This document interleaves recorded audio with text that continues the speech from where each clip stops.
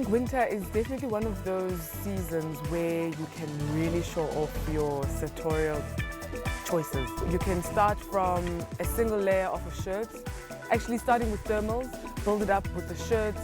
You can have beautiful knits over the shirts, like we've done with Jay. This film tells the story of a very, very significant political figure in the struggle for freedom in South Africa, who happened to be a woman. She was Nelson Mandela's wife.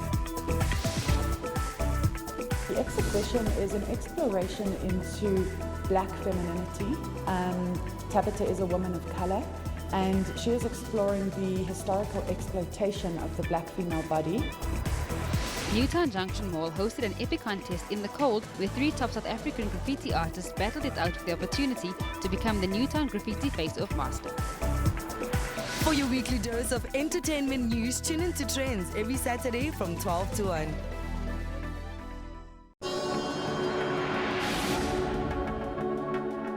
Weather seasons. In the spring, seeds take root and vegetation begins to grow. The weather is warmer and often rainy. Animals wake and return from hibernation, often with newborns. In summer, temperatures are hot and sometimes heat waves cause trouble. Maize, groundnuts, and pumpkin farming is best in summer. In the autumn, temperatures cool again, and this is the harvest season for most cultures. In the winter, temperatures are cold with snow, cold fronts, rain, and sometimes gale force winds. This is our normal way of life here in the southernmost tip of Africa, but that's not always the case, as we on occasion have severe weather like heat waves, super strong cyclones, flash floods, tornadoes, droughts, and many more. Our environment is slowly becoming unsustainable to human life due to rising global temperatures. Catch more of this weather and related issues on Whether or Not every Friday at 10 to 5 South African Standard Time.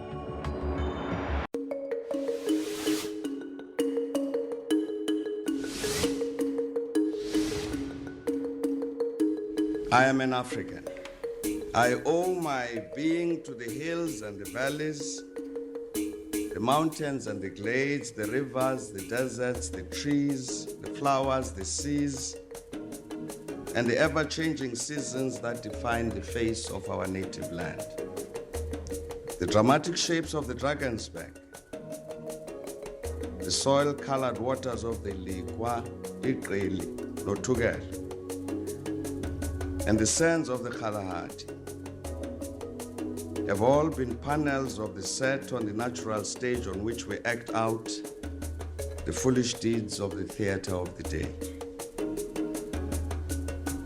At times, and in fear, I have wondered whether I should concede equal citizenship of our country to the leopard and the lion, the elephant and the springbok,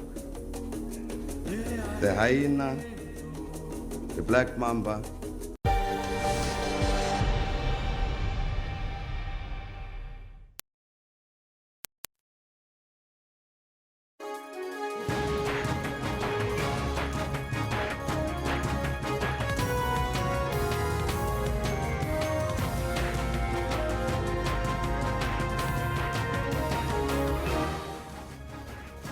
It's a brand new day here on the Newsroom. Of course, it's a brand new Tuesday as well. Jumbo Africa, and a warm welcome to the first hour here in the Newsroom. I'm Elvis Preston. I'm Kendall Makamati. Now, we will be with you until 12 o'clock today. Now, the focus today is on the African National Congress. Lots of factional fighting within the party. We've also seen the fallout in the Eastern Cape over the weekend. All the drama that happened over there, Kendall. Yeah, no, lots of action that's happening out in these different conferences and stuff. And a lot of people are wanting to find out what's going on with the ANC. And we want to find out from you, with all of this infighting that's going, this political and factional infighting in the ANC, what do you think is going to happen? Well, that's of course in the run-up to the election, the elective conference in December, and of course that's why we're asking you, how should the ANC deal with these factional infighting within the party? I'd like to find out from you on the Twitter handle This one coming from Mohate. Yeah, he says, close shop and open after 2019 to get rid of all these parasites that have infiltrated the organization.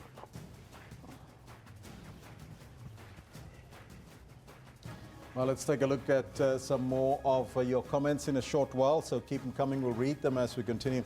But we are also focusing on a poll today, and that's on My Vote Count. Of course, the High Court ruled that political parties, all political parties, should now tell us who funds them. Absolutely. So we want to find out from you, does knowing who funds a political party affect your vote? Well, thus far we got about 60% of you are saying yes, it does help. You're supposed to know who funds your political party, and only 40% are saying no. We'll read all those comments in a short while, but we're also asking a sporting question. Absolutely. We most recently found out that Oscarine has got something interesting, but here it is. Have a look at this, and then we'll ask you the question.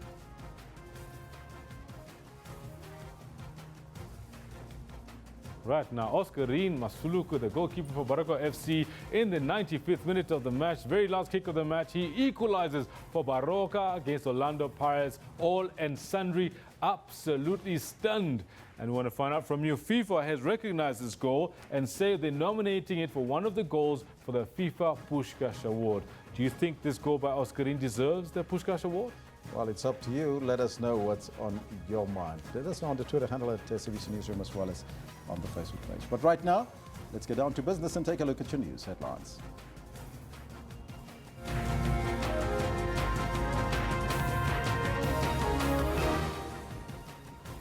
The ANC in the Harry Gwala district says the members in the region are now living in fear after yet another councillor, Nkosinathi Ngobo, was gunned down last night. Police Minister Vakile Mbalula is this morning expected to visit Philippi East on the Cape Flats following the killing of 18 people last week. And the Independent Regulatory Board for Auditors will today brief Parliament's Standing Committee on Finance on its investigations into KPMG and Deloitte & Touche. Now, those are all your headlines, but before we get any further, let's find out from Kendo Makamate. What's happening on the sports front? Well, Elvis, quite a lot happening on the sports front. A lot of people talking about how great South Africans are in the sporting field. We're not talking about the Springboks or Bafana just yet. We'll get to that just now. Good morning to you. This is what we have for you in sports today. Botswana in lane number 9 running well. Gardner on a charge, but nobody. South Africa's athletes bask in the limelight once again as the trio of Wade van Niekerk, Luvo Manyonga and Caster Semenya get shortlisted for the IWF World Athlete of the Year. If I'm going into this game absolutely wetting my pants, then I'm not going to be the national coach that this team needs. The pressure is on as Bafana take on Burkina Faso in a must-win 2018 World Cup qualifier at FNB Stadium on Saturday. When the one team is firing like the All Blacks did on the day, you just have to clap hands. What can you do? You're trying your best. And under fire Springbok coach Alistair Coetzee says he never prepares the team to lose a test match ahead of the intriguing clash against their boogeyman, the All Blacks. All this and more we have for you later on the Sports Bulletin. To stay with Elvis as he's got the news. Thank you, Kendall. Let's now take a look at your top story this morning. Yet another ANC municipal official has been killed in KwaZulu-Natal. Nkosinathi Ngobo from the Dr. Nkosazana Dlamini Zuma municipality in the Bulwer area under the Harry Gwala district in southern KwaZulu-Natal was shot dead last night. He was employed as a clerk responsible for the councillors in the municipality. Ngobo is a former ANC branch chairperson. His murder brings to 5 the number of ANC officials killed in the Harry Gwala region. In July, the former ANC Youth League National Secretary General Sindiso Magaka and 2 other ANC members were shot at in an apparent ambush in Mzumkulu in the same district. Magaka passed away last month. Now, for more on the story, we are joined on the line by the KZN ANC spokesperson, Mr. Ndumiseni Ntuli. A very good morning to you, Mr. Ntuli, and welcome. Good morning, Elvis, and good morning to the viewers at home, and that's where we are this morning. Our condolences to yourself and the family of the councillor. But it's yet another killing of another ANC councillor. Do we know what exactly happened? Well, thanks. I also would like, on behalf of the ANC Provincial Executive Committee and the membership of the ANC in KwaZulu-Natal, convey our sincere condolences to the family of Comrade Nkosinathi Ngobo, who was employed as a secretary of the ESCO committee, or the ESCO of council in the MGZ local municipality, and a former chairperson of one of our branches in the area of MGZ local municipality. It's a very, very sad story. When we completed the provincial working committee meeting last night, we got the news that he has been shot around the village in his home. And at the moment, we do not have substantive information as to what might have happened, whether there was any clashes between him and anybody, or he was just being followed by the assassin who later shot at him. Details are very sketchy at the moment, but the leadership of the MC in Kuala Lumpur is currently visiting his family and friends, some of whom came first to the scene where he passed on. And shortly, in the next few hours or so, we should be better placed to understand the circumstances under which he was shot at. I know it's very early, but is there perhaps any notion of a motive for the killing? At this stage, there's no indication. We have no signal in terms of what could be the reasons for this. You see, Comrade Nati was not a councillor, he was an employee of the municipality. And of course, this is now a new trend that the firearms are pointing to the side of those who are employed by the municipality. While what we've been experiencing very painfully as well was the circumstances where our public representatives were being shot at. It's very, very difficult. In the Zuma local municipality, we haven't had any difficulties there, be it in the organization or in the council itself. So it's a very difficult environment where a person has been shot, a comrade has been shot, and we really are searching for the reasons as to why this comrade could have been shot, because it's not in the leadership structures. He's not even occupying a strategic position in the municipality, as a result of which we could have suspected that it has to do with how maybe the municipality dispenses tenders and all those things in the municipality. Now, this happens in the midst of the Moerani Commission, which is investigating the ongoing killings in the province. Do you think that there's an inclination that these killings might stop before the national elective conference of the ANC in December? Well, it's a very difficult situation, Elvis. We are hopeful because the Commission of Inquiry is proceeding very well in terms of its work. But as you may be aware, we also have the national officials of the ANC who spent 2 days in our province from Sunday until late last night in an effort to deal with some of the challenges in the ANC, but also to help the ANC reposition itself in dealing with matters that are affecting society in the province. So we're still very hopeful that despite what might have happened, what has happened last night, there is a huge possibility for us as a province to get out of this current morass of killing of our comrades and killing of people in general through the efforts of the Commission, the law enforcement agencies, and of course, the work that we're doing as an organization in the province. Talking about the status of KZN ANC, we understand that the leadership is there and the NEC will be, and you'll be holding a press conference later today. What time is that and what will the meeting be all about? Well, the press conference is scheduled to take place at 12 o'clock today. We are still in the meetings even now, which include the discussions about the unit and cohesion of the organization and how we should be handling the issues relating to the judgment handed down by the Pietermaritzburg High Court. I'm sure that in the next hour or two, there will be clarity on those matters and there will be concrete announcements in the public when we have a press conference at 12 o'clock. Thank you for your time. That was Dumaseni Ntuli. He's the spokesperson for the ANC in KZN. Moving on now, the Police Minister Fikile Mbalula will this morning visit Philippi East on the Cape Flats. That visit comes after a total of 18 people were shot and killed at the nearby Marikana informal settlement last week. Over 50 police officers will continue to monitor the area for the next 3 months.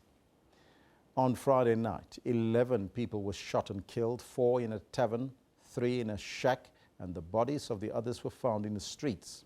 These murders are believed to have been in retaliation of 7 others that were killed earlier in the week. On Saturday, police flooded the area. During follow-up anti-crime operations, 4 people were arrested for various offences, but none are facing charges of murder. Parliament's Standing Committee on Finance will today be briefed by the independent regulatory body for auditors on the progress report with regards to investigations on KPMG and Deloitte. Last month, Parliament announced that it was terminating its contract with KPMG. That contract includes the medical aid scheme for members of Parliament. Parliament's principal officer had started to look for an alternative auditing firm to do its work. Several senior KPMG executives, including the former CEO, resigned after a probe by the international mother body. Relations between SARS and KPMG have been strained after the firm withdrew its spy rogue unit report, for which it was paid millions of rand. Many companies are reconsidering their business relationship with the audit firm. To our neighbours now. Efforts to ease tensions over the continued influx of Zimbabweans into South Africa are expected to come under scrutiny during a South Africa-Zimbabwe Binational Commission meeting in Pretoria today. President Jacob Zuma will host his Zimbabwean counterpart, Robert Mugabe.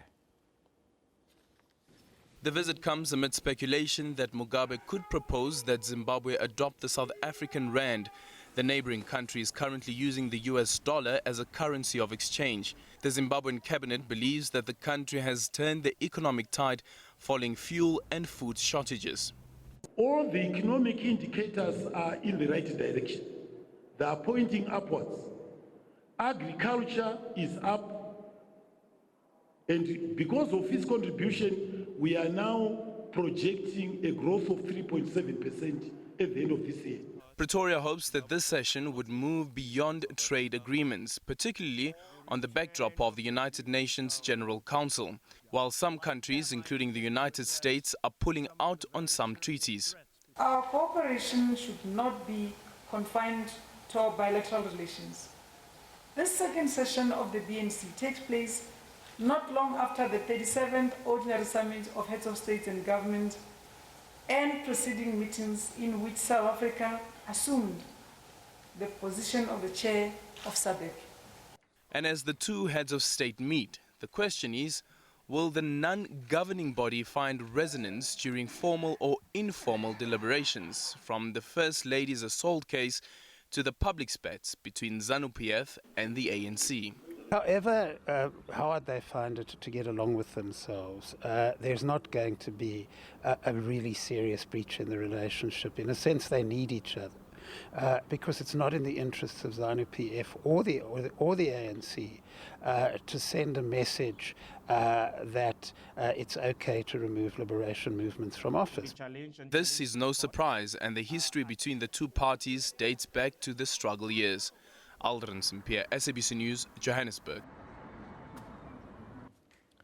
The parents of Riva Steenkamp have expressed outrage over an upcoming US film about how Oscar Pistorius gunned down their daughter. Pistorius shot Riva Steenkamp on Valentine's Day in 2013 and is serving a 6-year sentence for the crime. The Steenkamp say they were not consulted.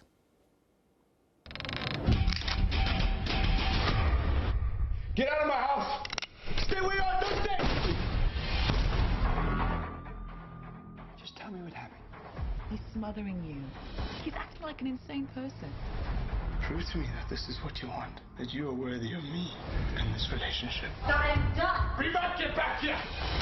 He fired down. He's telling us a pack of lies. It's the cold facts that make it a premeditated murder. I truly loved her.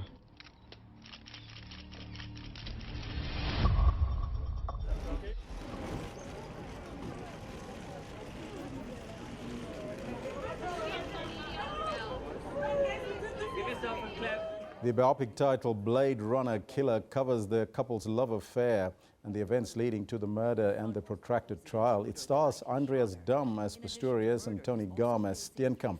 The film premieres in the US on the 11th of November. It's just a week before the release date. The state will be challenging what it terms a shockingly lenient sentence imposed by the High Court. The release date for South Africa has yet to be confirmed. That, of course, the film Oscar Pistorius. Now, police have recovered a huge cache of guns and explosives from the Las Vegas hotel room and the home of the man who killed 59 people and wounded over 500 by firing on a country music concert. Meanwhile, US officials have rejected an Islamic State claim that 64-year-old Stephen Paddock carried out on Sunday night's massacre on behalf of the jihadist group. They say there's no evidence to substantiate that claim. Paddock, who was a wealthy retired accountant with no criminal record, smashed windows in his 32nd floor hotel room and trained burst of automatic weapons fire on thousands of people attending the concert below. He had amassed an arsenal of more than 40 firearms and thousands of rounds of ammunition. Investigators recovered 23 guns, including assault rifles, from Paddock's room at the Mandalay Bay Hotel and another 19 firearms along with bomb-making materials at one of his two homes. He took his own life before police stormed the hotel room. US President Donald Trump has announced what he called an act of pure evil and said that he would visit Las Vegas tomorrow. Now that's your news for now. Now the focus this morning is on political parties and who funds them.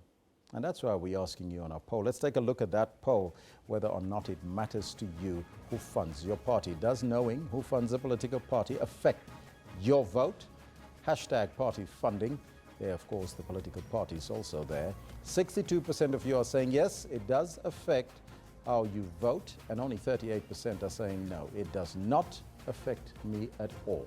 Michael Big M Satola says no, not at all.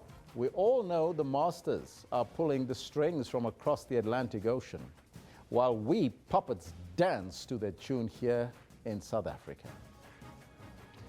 Jamila van der Skyf says, if we know what the plans are of government, we can then decide who to trust and who not to trust. Sometimes this is not easy. This one coming from Mohato says, knowing will help prevent another state capture. Power belongs to the voters. So that's the question, and those are some of your answers. Does it really help you as a voter to find out who funds your political party?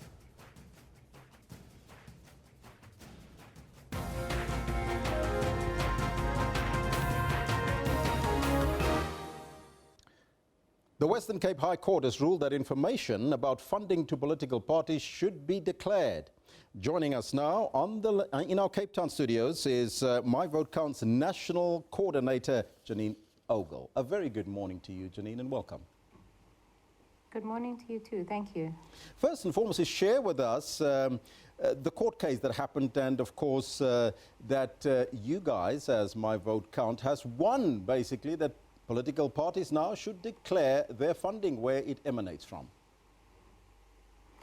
So, I mean, it's been a long road. We launched this court case in July last year. At the time, having no indication from Parliament or any of the political parties, or any political, or, you know, having any evidence of any political will on their part that they may address this issue. It also follows on a constitutional court case that MVC initiated in 2015, where the judgment said that what MVC wants in terms of information about the private funding of political parties and independent candidates, what we want at the core of our ask is access to information, and therefore we should go and use PIA, that's South Africa's Promotion of Access to Information Act, in order to access this information. And if we are unable to access this information through PIA, we should then challenge PIA in the High Court. And that's why in July last year we launched this application. Why is it so important for political parties to actually disclose to the public who their funders are? So what we've argued before the court is that this information is required in order for people to effectively exercise their right to vote. So we're arguing that the right to vote is not the right just to make a cross on a ballot paper, it's the right to make an informed vote. And information about the funding of political parties and independent candidates is part of the information that people need in order to make that informed vote. Do you think that voters will vote differently if they know who funds their political party?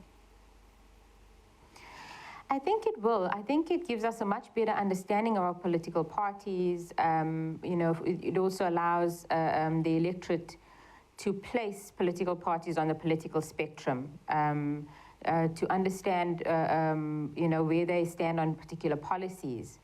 And I think for that reason, knowing where political parties get funding from is going to affect how people vote. Now, the Democratic Alliance was not very happy with this particular ruling, but what is wrong with funders being anonymous?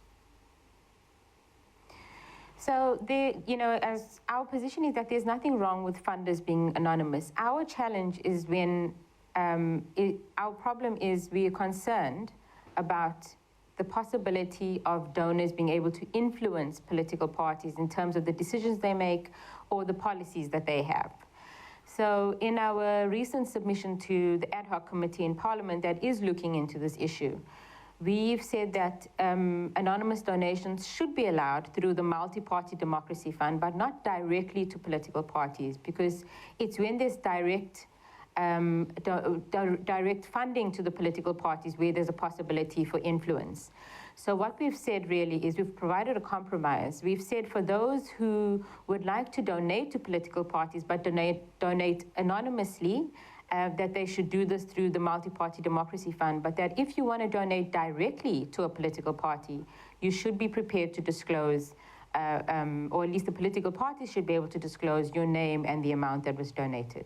The DOE also indicated that they were concerned that this could be a duplication of the process in relation to political parties disclosing funding. What do you say to that? I mean, I've already mentioned we launched this in July last year. At the time, I mean, the ANC initiated this current process before Parliament. At the time, the ANC had given us, or there was no indication that they were going to embark on this step. Even at the beginning of this year, when we were still waiting for responding affidavits from our respondents, there was no indication that this process may take place through Parliament. And so the parliamentary process actually came, you know, after our court case. We welcome the process in Parliament, and what it actually means, because the judgment has come post the ad hoc committee starting its work, is that the ad hoc committee, Parliament, in effect, has already started doing the work that the court, through this judgment, is now asking it to do. Now, Parliament has now has been given 18 months to remedy the Promotion of Access to Information Act, which was declared inconsistent with the Constitution, as it does not allow the recorded as well as the closure of private funding information to the public. What now, then, for PAIA as it stands? So the judgment says that it's given Parliament 18 months to remedy the defects of PAIA. How Parliament chooses to remedy those defects is up to how Parliament chooses to remedy those defects is up to Parliament. So Parliament could, through this current process that it has regarded with the ad hoc committee, address the concerns raised in the judgment. So allow for the recordal and disclosure of this information about political party funding. Or it could choose to do it in a different piece of legislation, or it could choose to amend PAIA. So I think it's up to Parliament to decide how it responds to the court judgment.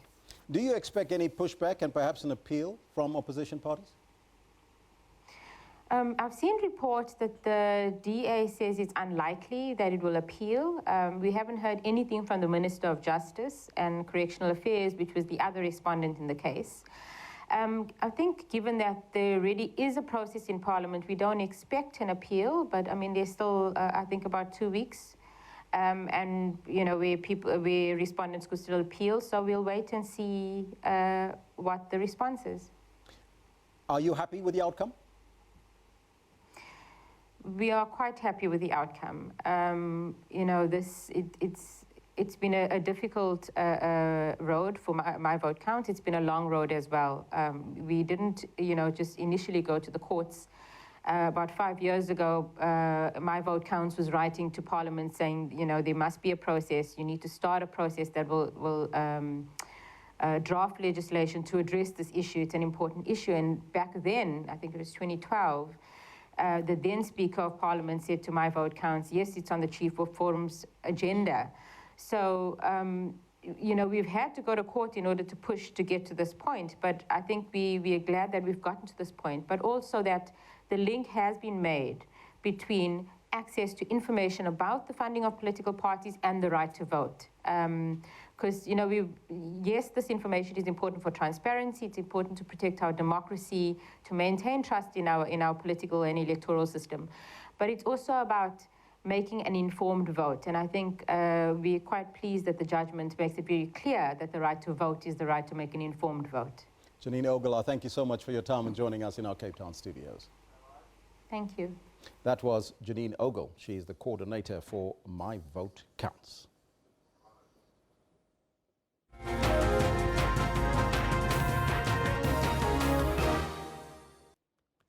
And of course, we continue that discussion in relation to how does it matter with you being funded, your party being funded, and how does it impact on your vote? We'll continue with that discussion in a short while, but we're also asking you a question in relation to a particular party, and that's the African National Congress. How should they deal with infighting, especially factional infighting within the party? That's the question we pose to you. Let's take a look at what you are telling us. One dealer says, at my ANC need to make introspection from branches to the NEC. These comrades are fighting for resources of the government, nothing else. Kenneth says, for as long as personal enrichment is at heart, there will never be an end to factional infighting. Now, those are some of your comments. You can keep them coming. We'll read them as we continue on the Twitter handle at SABC Newsroom as well as on our Facebook page. But talking about social media, let's stay there and take a look at what's happening on Twitter. We start off with the hashtag ANCKZN. After yet another politically motivated killing that has taken place, it seems like it. Nkosinati Ngobo from the Dr. Nkosazana Dlamini Zuma municipality in Bulwer under the Harigwala district in southern KwaZulu-Natal was shot dead last night, and you heard it earlier. He was not a councillor, he was working as a clerk for the municipality, but still, some suggest a political killing. Then, Twitter is abuzz with the talk of the Oscar Pistorius movie that is set to be released in November. It is believed that the creators of this American-made film did not consult either Riva or the Oscar family on the matter. Now that movie, hashtag Blade Runner Killer, tonight on your screens. Well, it won't be tonight, it will be shortly in November. Apparently it's coming out, and there's some pushback from the family on that movie. What do you make of that movie? You can also tweet us and let us know. Staying with shooters, the shootout that occurred in Las Vegas is a top trend in South Africa, London and the USA. That's after a shooter opened fire at a concert, killing more than 59 people and injuring hundreds more. Police have recovered a huge cache of guns and explosives from the Las Vegas hotel and the room and home of the man implicated in this incident. Hashtag Las Vegas. Well, there you have it. Those are some of your Twitter or tweets and Twitter handles that you can follow. But right now, back to one of our top stories today, which is the state visit by Zimbabwe's president to South Africa. Robert Mugabe is here. Our reporter Eldrin St-Pierre is standing by from Pretoria to tell us more what we can expect from his visit. A very good morning to you, Eldrin. Can you tell us what is the can you give us rather some details about the meeting today and what we can expect?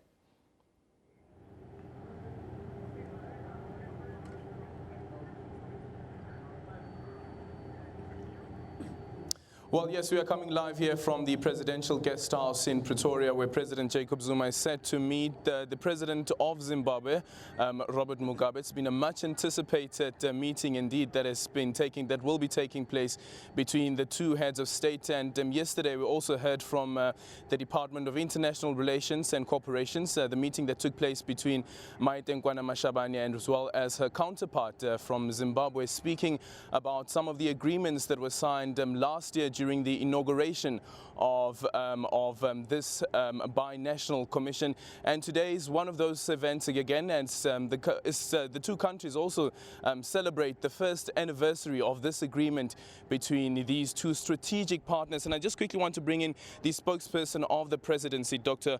Bongani Ngulunga, into this conversation. Just quickly, just a quick touch, and just taking us back in 2015 when President Robert Mugabe was in the country, and he spoke about the importance of these two countries that they have in terms of the relationship that they have. And after that, with this agreement, that there will be this binational commission that will be set up. Yes, I mean, the relations between Zimbabwe and South Africa are historic.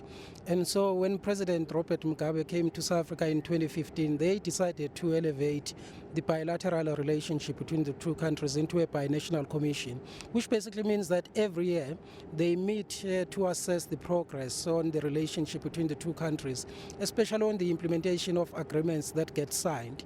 So today the two heads of state will be meeting. They will be signing 5 agreements, 2 in the field of information and communication technology, 1 in energy, 1 in environment, and 1 in sports.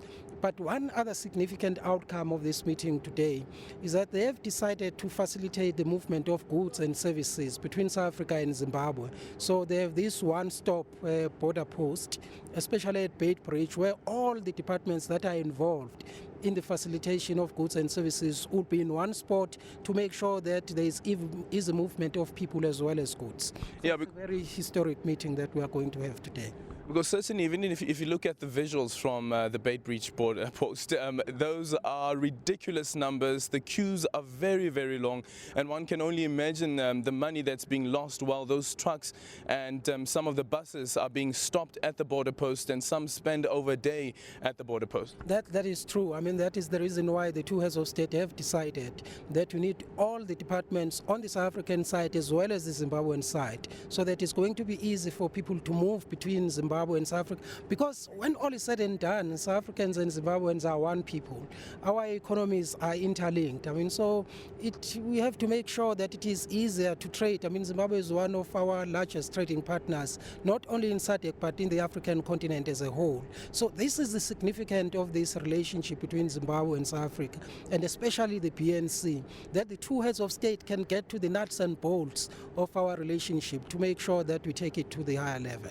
Let's quickly speak about the agreement that would be signed on energy as well as environmental affairs. Would you be able to detail whether that includes the supply of electricity as well? Well, I mean, the Zimbabweans have come to South Africa to ask, as you know, historically, some support from the South African side. So what the agreement tries to do is to make sure that there is a framework, I mean, of these discussions that will guide our interactions, I mean, when they need support, but also more than support, I mean, to make sure that we check the sources of energy, not only from the South African side, but also from the Zimbabwean side, to see how we can cooperate in that field. Dr. Ngulunga, I don't know if you'd be able to confirm this. Back in 2015, there was also discussion around the issue around energy supply, and that there will be a servitude that goes all the way from South Africa through Zimbabwe into the DRC. Is that still on the table? How far are they in terms of implementing that resolution? It is still on the table. I mean, the Grand Inga project that will go via Zambia, Zimbabwe, and into South Africa. So we have the agreement now. What we are working on are the modalities of implementing it. I mean, because basically what you need is building a pipeline that will move from the DRC to South Africa. I mean, that is still on the cards. And also, you speak about sports. What would be the relationship between South Africa and Zimbabwe in terms of a sports agreement? What exactly is it that the two countries could be learning from each other, if it's not about cricket? Well, I mean, we are competitors not only in cricket, but also in soccer. But more than anything, as I have said, I mean, we are neighbors. I mean, so we look beyond this competitive situation between South Africa and Zimbabwe, but to see how we can develop sports between South Africa and Zimbabwe so that we can compete compete globally. So that is what the agreement more than anything is about. I mean, it is about sports development in two countries and sharing knowledge and expertise, because Zimbabweans, I mean, for a long time, especially in soccer, they were better than us. I mean, so there's a lot to learn from the Zimbabwean side too. Well, certainly a lot to learn for South Africa on the Zimbabwean side when it comes to sports, issues of sports.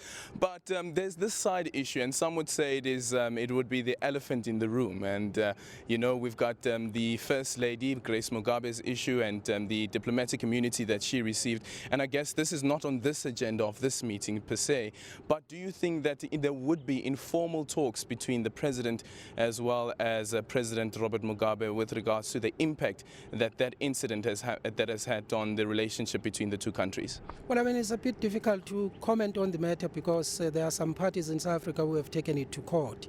So the matter is sub judice, but we know it's a matter of public knowledge that using the law, the Minister of International Relations and Cooperation in South Africa decided to grant the diplomatic immunity to the First Lady of Zimbabwe. But really beyond that point, it's difficult to comment on it because it's a matter that is sub judice. Well, thank you so much. There you have it from the spokesperson in the presidency, Dr. Ngulunga, as we've indicated some of the 5 agreements that will be signed today.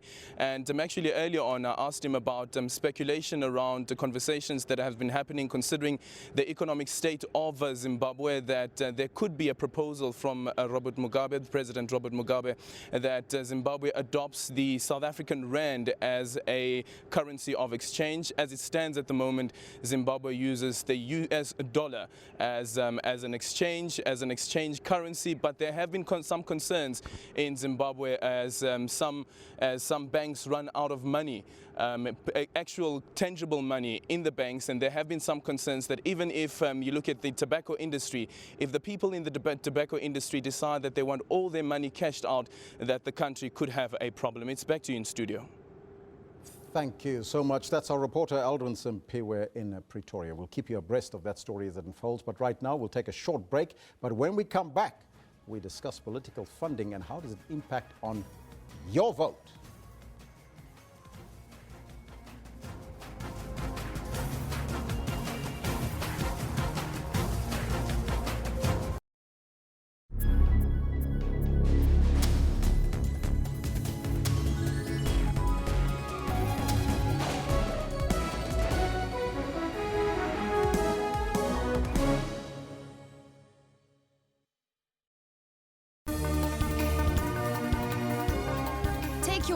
Well-informed with primetime news. Thanks for tuning in. You're watching SABC News Prime. The burning land reform issue was also a point of discussion on the first day. If you do not have a skills revolution, you will run into the kind of problems that we're having at the moment. We have funded about 466,000 students, out of about 800,000 students that are in the university system. South Africa says insufficient electricity and water remains one of the biggest barriers to development and prosperity on the continent. The top 4 batsmen in the squad, Hashim Amla, Quinton de Kock, Faf du Plessis and AB de Villiers, are certainties in the starting lineup. I really believe we cover all bases when it comes to spin bowling, seam bowling, proper pace bowling, and an amazing batting lineup. Stay tuned every Monday to Sunday from 6 p.m.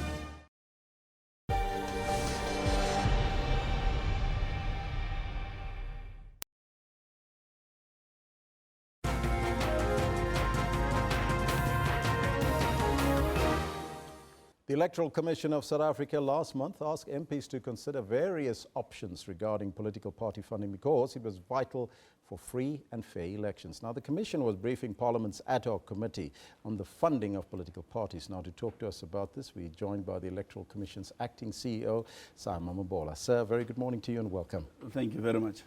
What is your assessment of the ruling by the Cape Town High Court, where political parties now has got to tell their voters who is funding them?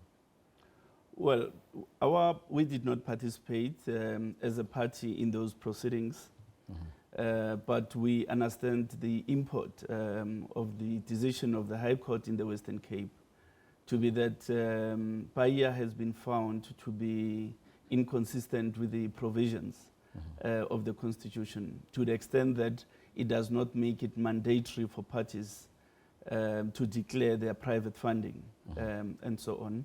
And the judge, Judge Mier, in this case, ordered that Parliament has 18 months in which to correct that situation.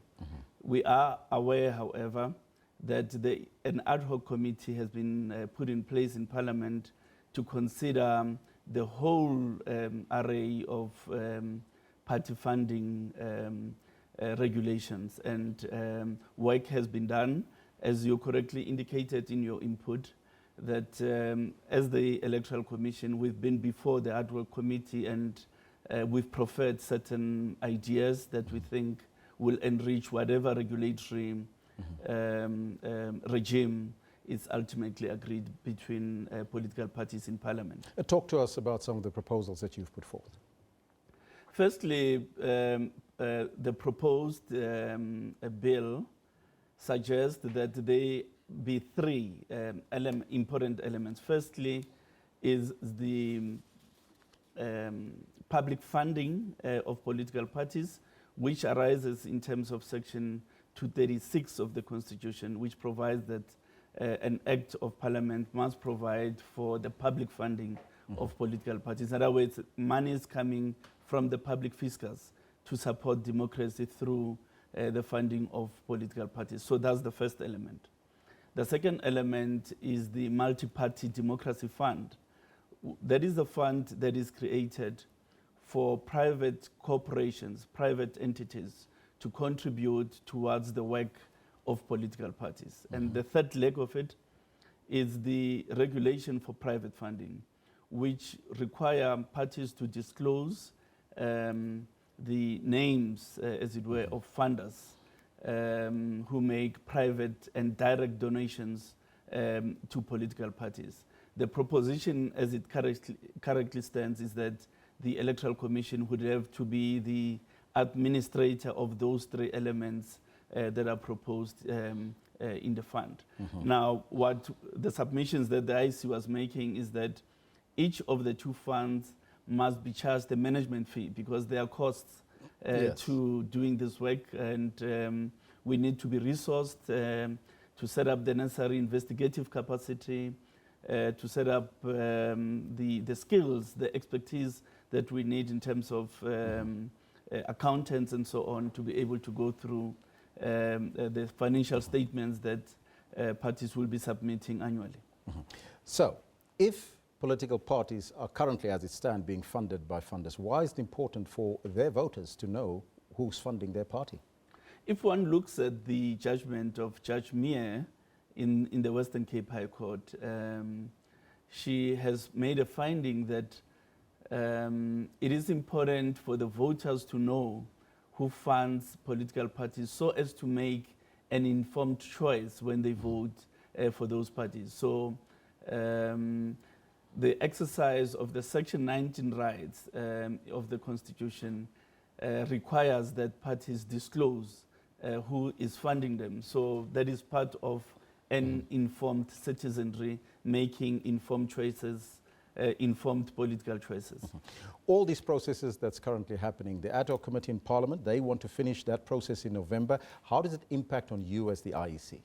Well, it does impact on the IEC in a significant way in that if the bill is to be passed in its current form, it would mean the Electoral Commission must create capacity within its administration. It must go by skills. We need investigators, we need chartered accountants, we need a senior official who's going to be looking after all this work. And we need to create office infrastructure where we're going to be housing these people who are going to be doing this work. So all of these things must be put into a budget. All these factors must be put into a budget, and that budget must be funded, because the IEC is quite wary that we don't accept an unfunded mandate, because the money that is currently appropriated to us is money that is intended for the preparation of elections and not for this work. So this has to be funded appropriately. And the PIA Act doesn't have an impact on you if it needs to be remedied? The PIA Act does not have an impact on the Electoral Commission. And my sense is that if the bill were to be passed in its current form, it would, to a large extent, meet the requirements of the Western Cape High Court. Mm-hmm.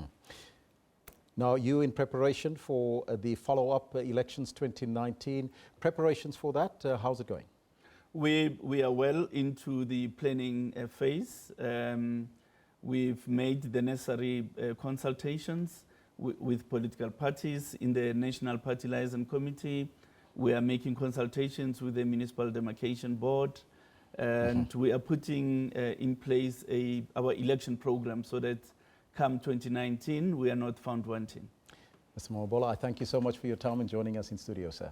Thank you very much. That is Simon Mabola, the acting CEO at the Electoral Commission, the IEC, joining us here in studio. Now, for analysis on the court judgment and the other political stories that are unfolding within our political landscape, we are joined in our Pretoria studios by Professor Dirk Kotze. He is the political science head at UNISA in Pretoria. Very good morning to you, Professor, and welcome. Good morning. You're very welcome. First and foremostly, Professor, the Western Cape High Court ruling that oblige political parties now to make the voters aware of who funds them, is that a good or bad idea for political parties? I can't hear you very well, but I will try to understand it. I think what I understand from the question is that the fact that this new funds are being established, two funds, plus the fact that there's regulation of the private donations, is something that has been called for since the time that IDASA took it to the High Court in the Western Cape. Thereafter, there were a number of calls, especially for the disclosure of private donations. And I think what is also becoming a demand from the political party side, which is not articulated necessarily in this bill, as well as with the court judgment recently, is the fact that there's a decline in income for political parties, and therefore they are looking for alternatives. And as a result, there was now this multi-party democracy fund that was established in order to also make it possible for donations to be pooled in one fund and then distributed to the different parties. So from that point of view, yes, I think it will make political parties more viable in terms of financial surety, that they will have an income. And at the same time, the call for accountability, I think, is something which is also promoted with this legislation. However, there are still quite a number of gaps. There's, for example, the problem of proxy, the fact that, for example, trusts are excluded from the definition of political parties, or income that can go to political parties, or even party-to-party funding. We know that there are many international or parties internationally from countries, whether it is China or Taiwan or the UK or others, who are funding parties directly in South Africa. And that is not excluded from the definition of, for example, a foreign person. Why do you think, Professor, there were some political parties that were opposing the idea of declaring who funds them? Unfortunately, I couldn't hear you very well now. Once again, Professor, I'm going to try and see if we can get that sound up for you so you can hear us. Why was there some political party, and especially the Democratic Alliance, that had a pushback against the idea of making sure that, that people know actually who funds them? Your thoughts on that? Yes, that is indeed something which is important. And I think the main question is that it wants to avoid that there's...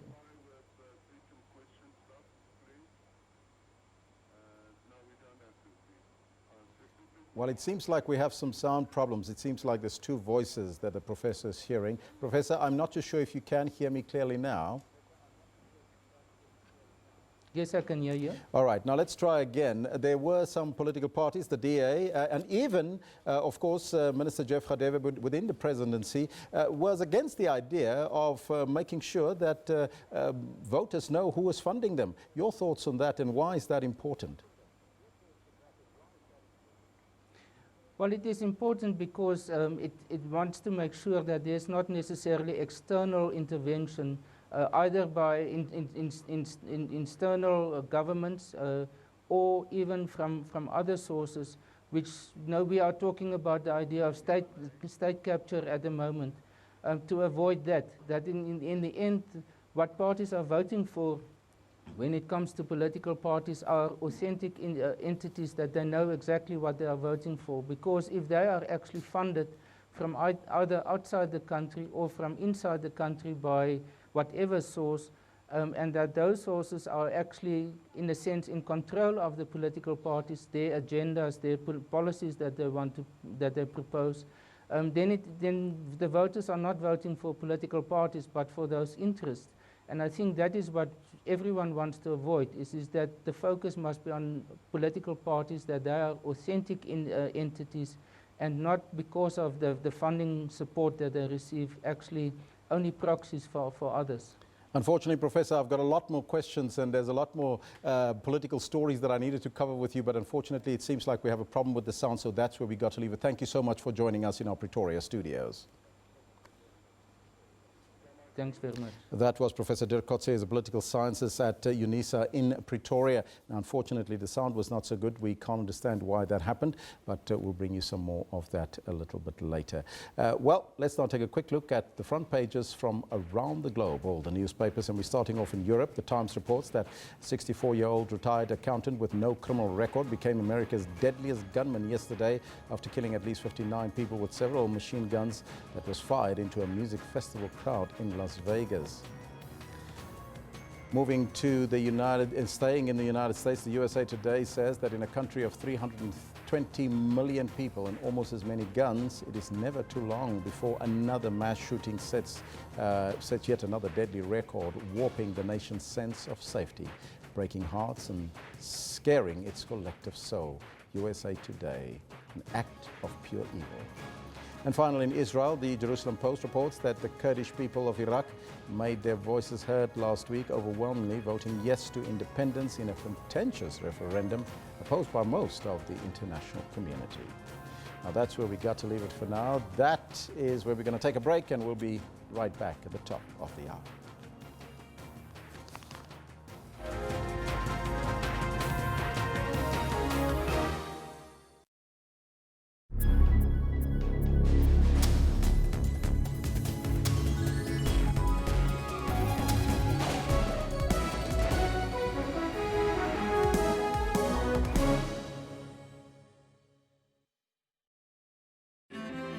What guides us? What leads us forward? Is it the words of our sacred texts? Is it the actions of our people? Or the voices of our citizens? Your country is guided by the voices of its people, and your broadcaster is dependent on your voice to guide it. Get your copy of the SABC's editorial policy and have your say.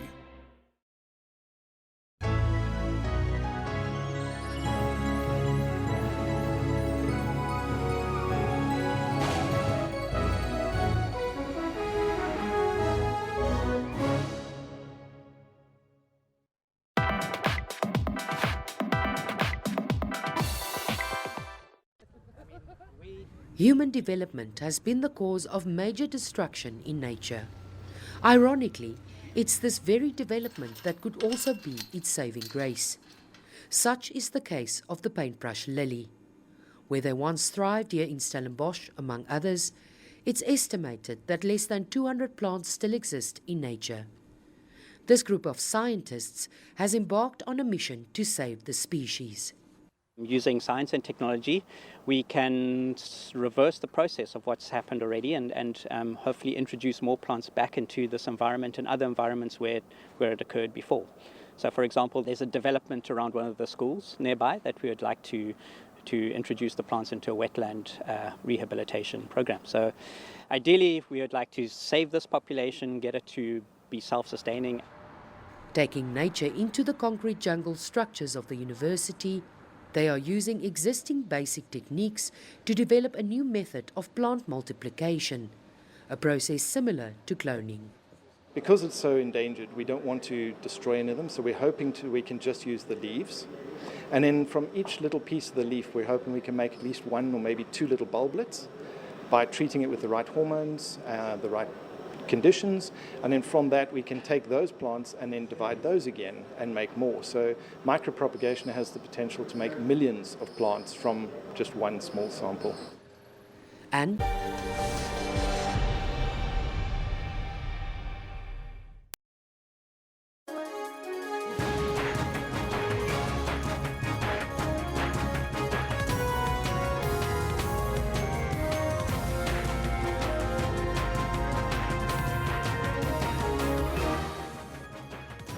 Jumbo Africa to the second hour here on the Newsroom. I'm Elvis Preslin. Absolutely. We want to find out from you what things are like this morning. And my name is Kendall Makhamate. Welcome to Newsroom. Well, the focus, of course, political funding today. That is what we want to focus on. We want to find out from you, what do you make of political funding? And, of course, all the infighting within the ANC. That's another question that we pose to you. Which one are we going first? Let's go with the question first and see what is going on. We're asking you, how should the ANC deal with factionalism in fighting? Well, Lechasa Mullo, Lechasa Patla Mullo, good morning to you, says South Africans should refrain from voting ANC and vote for better parties. This will abolish killings in KwaZulu-Natal. Mzukizi says illegal self-enrichment is the name of the game in my ANC. These killings won't stop. The ANC is 2 in 1. Hashtag factionalism. Now, those are some of your comments on that question. But we're also conducting a poll also relating to political parties. And does it really matter who gives your political party money? Yeah, well, I want to find out. What happens to you when you find out who it is that's funding your political party? Will it affect the way you vote? Well, so far we got 62 votes in, 38% are saying no. But you're also tweeting us on the story, Kendall. Yeah, and Ngosi Thomas says, let's all, as a nation, give it the benefit of the doubt and vote and wait for the outcome. Mohato says, knowing will help prevent another state capture. Power belongs to voters. Well, that's where we're sitting right now. Now look out for the guy in purple in this clip that you're about to see. Masaluke is inside the penalty area as well, and it heads over to Masaluke. Look at him. Keeper goes on the adventurous route. Masaluke scores! Unbelievable! You've never seen anything like that in your life. Well, there you have it. Oscarine Masuluko doing the nasty, I suppose, that really cool dance. But that's because of the goal that he just scored. A goalkeeper equalizing for his team in the dying seconds of that match. Fantastic goal. And of course, we want to find out from you, what do you make of all of it? Do you think that Oscarina, his goal deserves the FIFA Pushback award? Yes, you let us know. You are tweeting us on the matter. I've got Lechasa Mole comes in on this one as well. It says, last time I saw that kind of goal was scored by Drogba, the great Didier Drogba. Let the guy be given an award, says Lechasa. Kagarote says, PSL didn't recognize Oscarin's goal as the best. Maybe FIFA will. South Africa also failed to make a movie about Oscar. The USA did. Well, Kagarote. Kagarote is throwing shade and he's actually telling it like it is. Well, those are some of your comments. We'll read them as we continue. But right now, let's get down to business and take a look at your news headlines.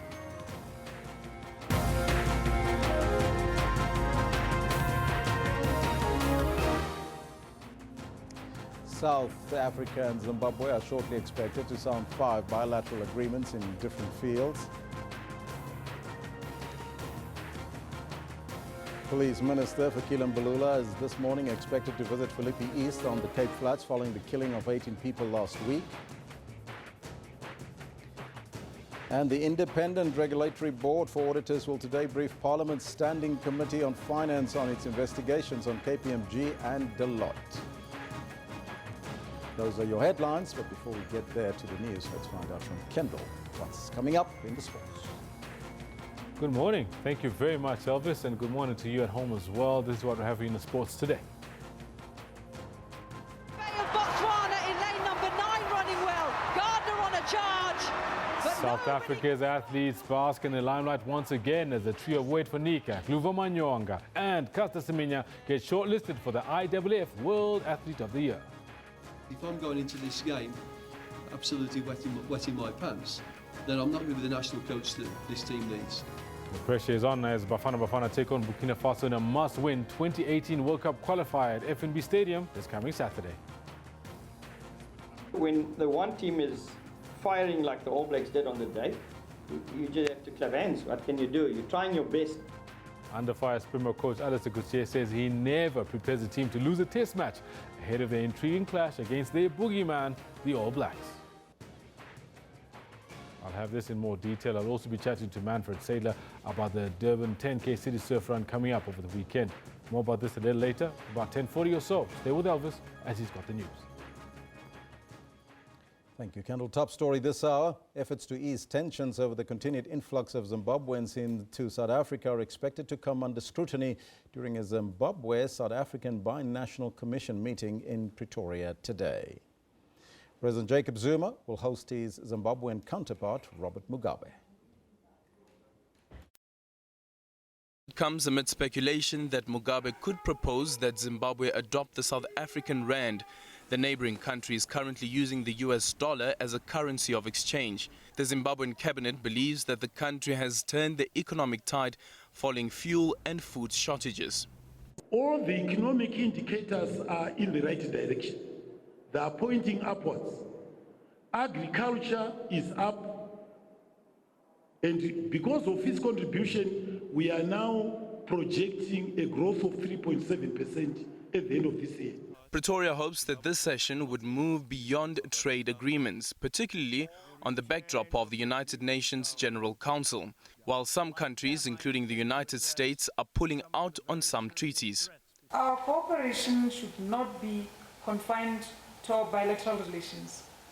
This second session of the BNC takes place not long after the 37th Ordinary Summit of Heads of State and Government and preceding meetings in which South Africa assumed the position of the chair of SABC. And as the two heads of state meet, the question is, will the non-governing body find resonance during formal or informal deliberations, from the First Lady's assault case to the public spats between ZANU-PF and the ANC?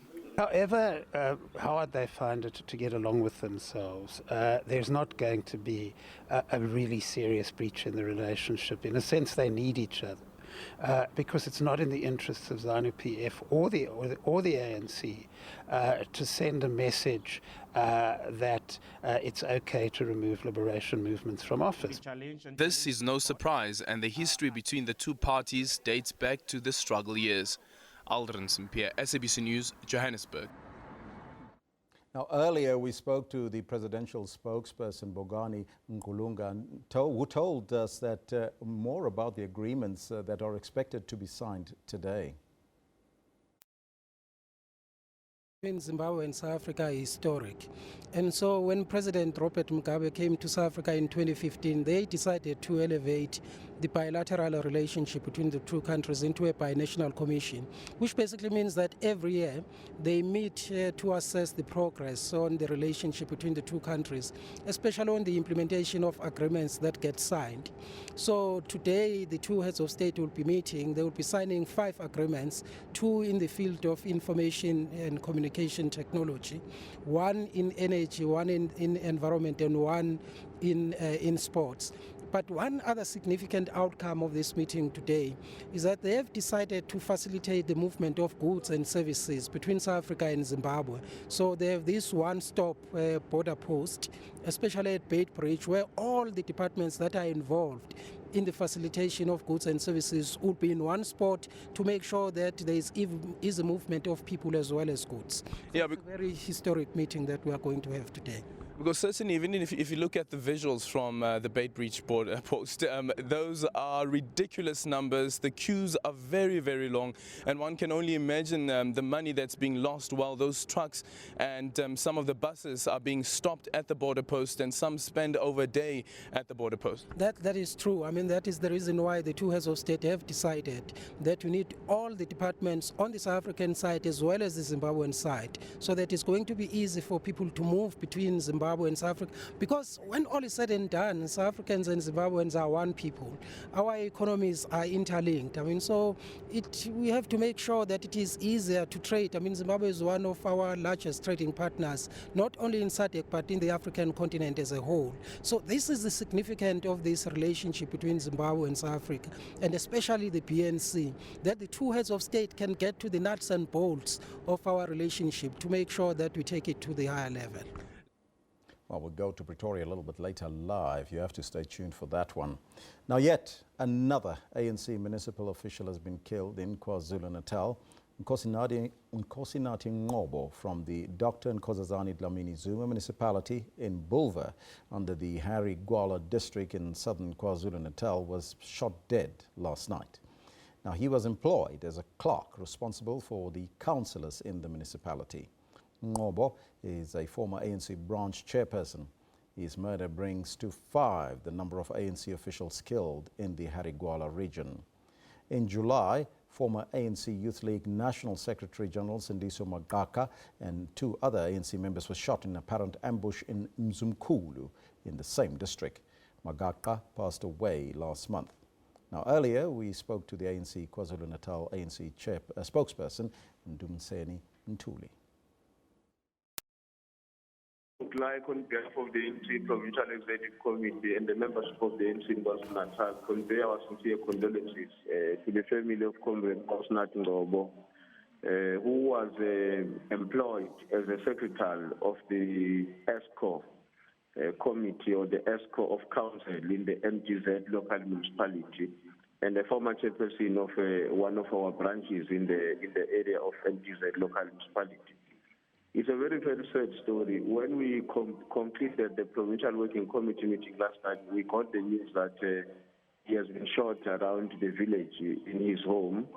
And at the moment, we do not have substantive information as to what might have happened, whether there was any clashes between him and anybody, or he was just being followed by the assassin who later shot at him. Details are very sketchy at the moment, but the leadership of the MC in Harry Gwala region is currently visiting his family and friends, some of whom came first to the scene where he passed on. And shortly, in the next few hours or so, we should be better placed to understand the circumstances under which he was shot at. Meanwhile, Police Minister Fikile Mbalula will this morning visit Philippi East on the Cape Flats. That visit comes after a total of 18 people were shot and killed at the nearby Marikana informal settlement last week. Over 50 police officers will continue to monitor the area for the next 3 months. On Friday night, 11 people were shot and killed, 4 in a tavern, 3 in a shack, and the bodies of the others were found in the streets. These murders are believed to have been in retaliation of 7 others that were killed earlier in the week. On Saturday, police flooded the area, and during follow-up anti-crime operations, 4 people were arrested for various offences, but none are facing charges of murder. Parliament's Standing Committee on Finance will today be briefed by the independent regulatory body for auditors on the progress report with regards to the investigations on KPMG and Deloitte. Last month, Parliament announced that it was terminating its contract with KPMG. The contract includes the medical aid scheme for members of Parliament.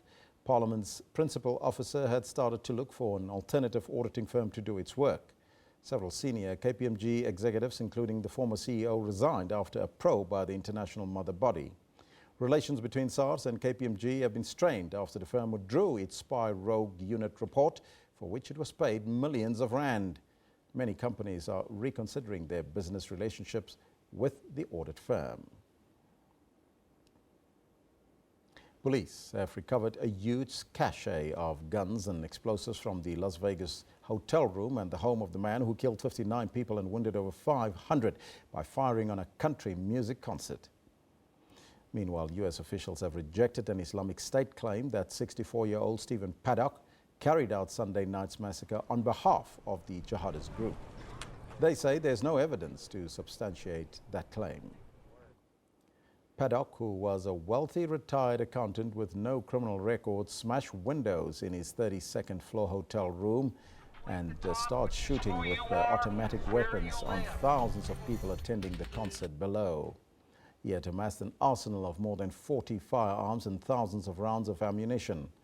Investigators recovered 23 guns, including assault rifles, from Paddock's room at the Mandalay Bay Hotel and another 19 firearms with bomb-making materials at one of his two homes. He took his life just before police stormed the hotel room. President Donald Trump has denounced what he called an act of pure evil and said that he would visit Las Vegas tomorrow. Here at home, the parents of Reeva Steenkamp has expressed outrage over an upcoming U.S. film about how Oscar Pistorius gunned down their daughter. Pistorius shot Steenkamp on Valentine's Day in 2013 and is serving a 6-year sentence for the crime. The Steenkamps say they were not consulted.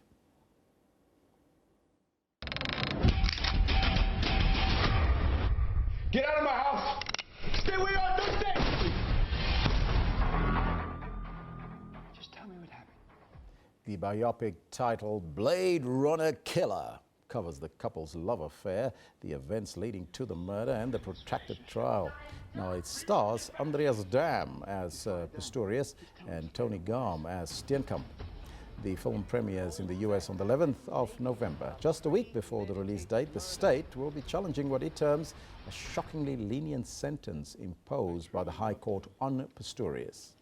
The release date for South Africa has yet to be confirmed. Oscar Pistorius, the Blade Runner Killer, on your screen shortly.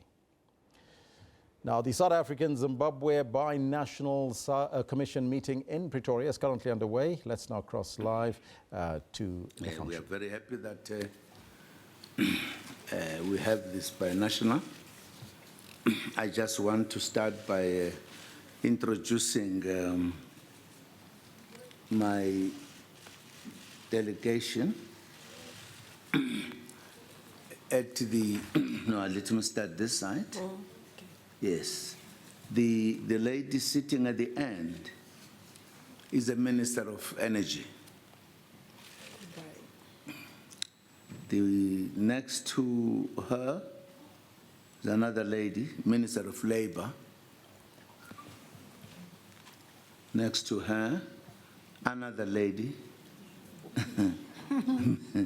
Minister of Environment Affairs. Next to her, a gentleman, Minister of Telecommunications.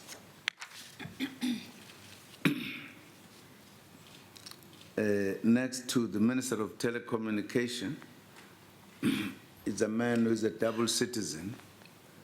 He's a Zimbabwean and he's a South African as well. The South African ambassador in Zimbabwe.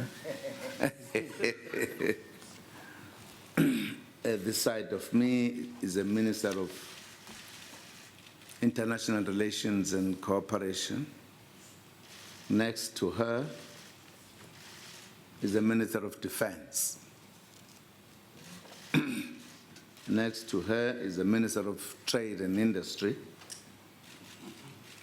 Next to the Minister of Trade and Industry is Minister of Sport and Recreation. He can run very fast. He's a sprinter. He's a sprinter.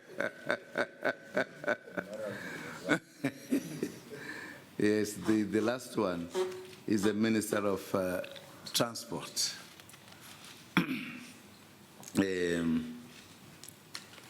Thank you very much indeed for that. Let me do my opening remarks. Your Excellency and dear brother, President Robert Mugabe, honorable ministers on both sides, our respective ambassadors, of course, we call them high commissioners. This side. This side only.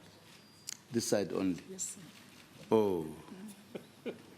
I thought that was the remnants of the British. They left. They left? Yes. Oh, okay. Thank you. Thank you indeed. Senior government officials, members of the media, good morning to you all. It is with great pleasure that we welcome you, Mr. President, and your esteemed delegation. We thank you for honoring our invitation to the second session of our valued Binational Commission. Your Excellency, we are both committed to adhere to Article 6 of the BNC agreement, which stipulates that the two countries should meet annually. I still vividly recall the warm welcome and generous hospitality extended to me and my delegation during the inaugural session of the BNC in Harare last November.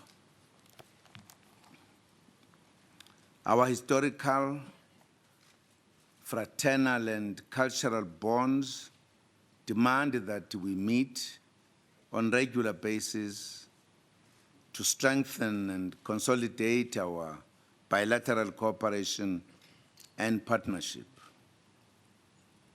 Your Excellency, we note with satisfaction the ever-growing cooperation between our two countries, as evidenced by the existing 40 agreements and memoranda of understanding. These agreements are aimed at promoting political, economic, and social cooperation. They cover a wide range of areas, including double taxation, justice, defense, transport, water, science and technology, health, migration, labor, economic and trade cooperation, and tourism, to mention but a few.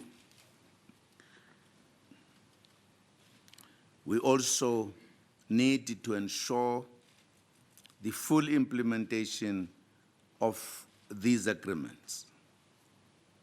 We are thus happy that the ministers and officials have developed monitoring mechanisms such as mid-term reviews.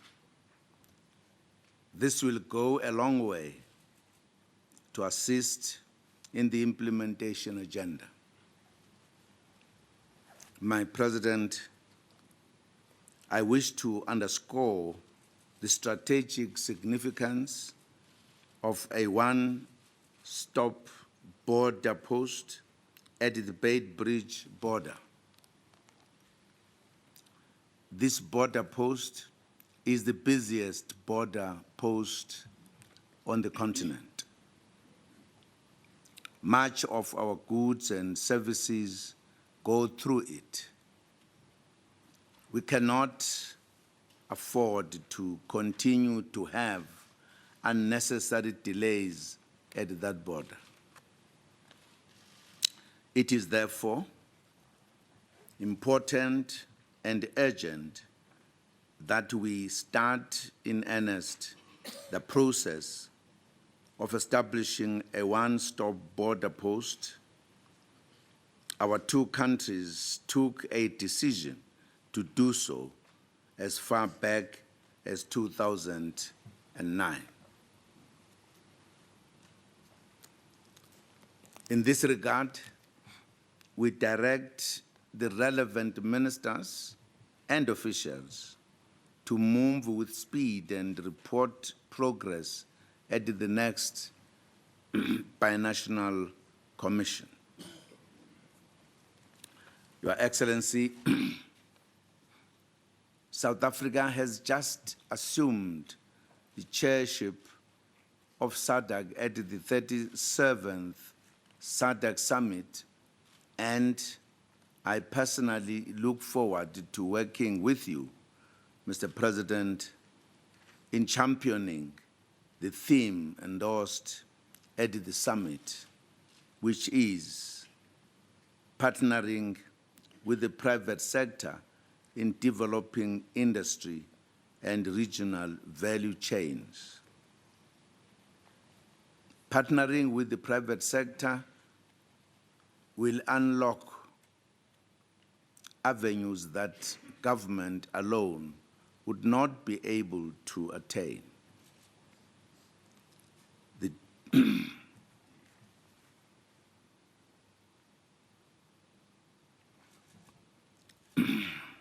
The diversification of our economies and industrialization will ultimately put the region on the rightful path as global economy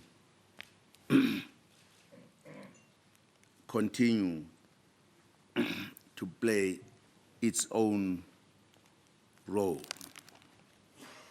Mr. President, the issues of connectivity in information technology and communications should also be addressed for the region to benefit from the fourth industrial revolution. In this regard, it is worth noting that the SADC ministers responsible for communications and ICT met in South Africa from the 5th to the 7th September 2017 with the aim of establishing communication systems that are accessible, affordable, efficient, reliable, to ensure connectivity to the citizens of the SADC region. Connectivity will ensure the attainment of the goals for regional economic integration, poverty alleviation, and industrialization. Mr. President, on the 17th of August 2017, I presided over the official launch of the African Regional Center of the BRICS New Development Bank in Sandton, Johannesburg. We envisage through this bank the development of initiatives which will ultimately contribute to the implementation of the SADC industrialization strategy and the AU Agenda 2063. Mr. President, we find ourselves in challenging times considering the effects of the El Nino phenomenon, which devastated our economies. This phenomenon has contributed to poor harvests in the region due to lack of sufficient rains, thus negatively affecting our GDP growth, which is mostly agricultural based.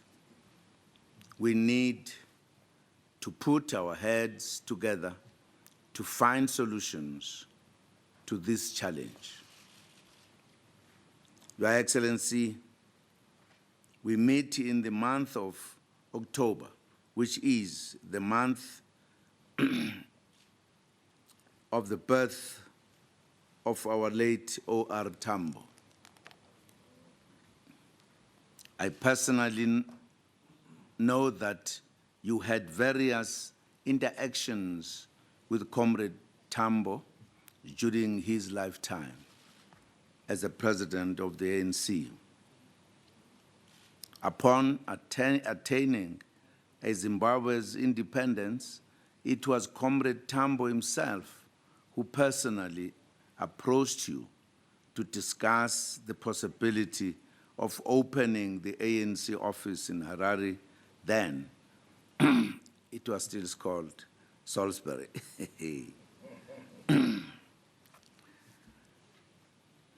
You were aware of the risks associated with accepting such a request, yet you concurred.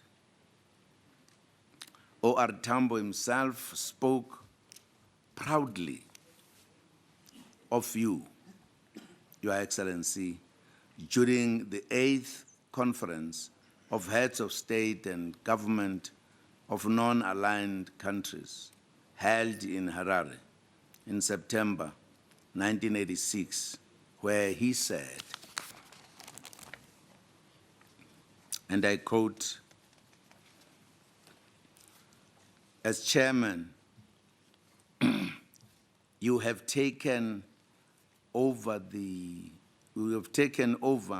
as chief of staff of a movement that has transformed itself into a task force that will fight in both the forward and rear echelons to complete the process of the total liberation of Africa, to which the victory of the struggle in Zimbabwe made and is making such a historic contribution.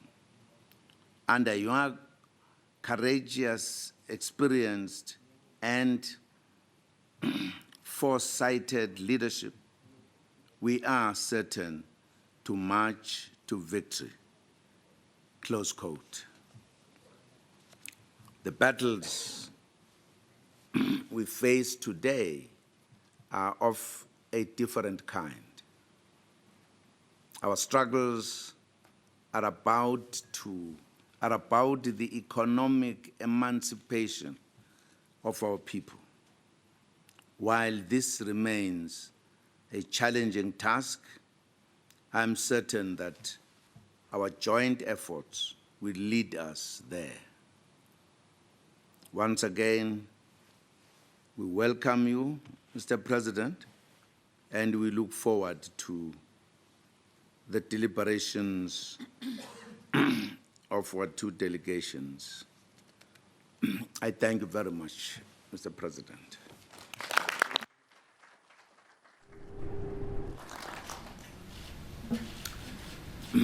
Over to you.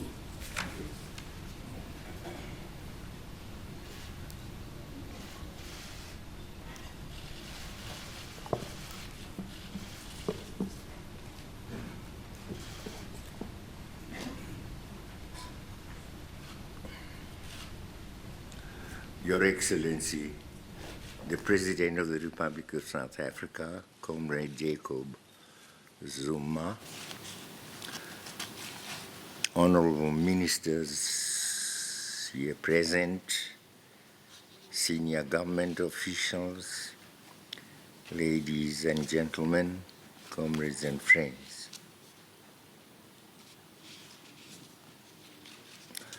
May I begin by referring to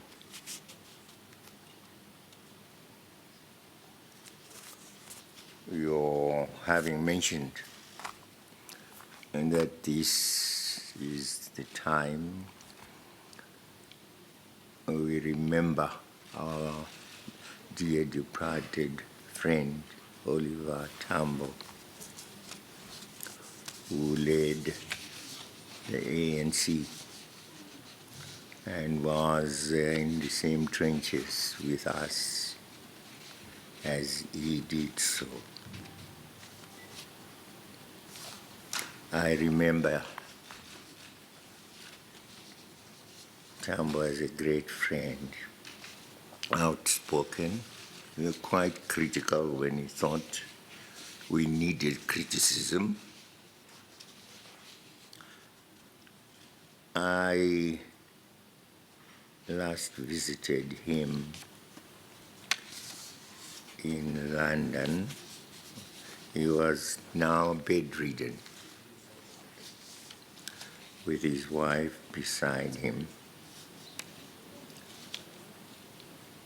It was a miserable sight. I will never forget that one.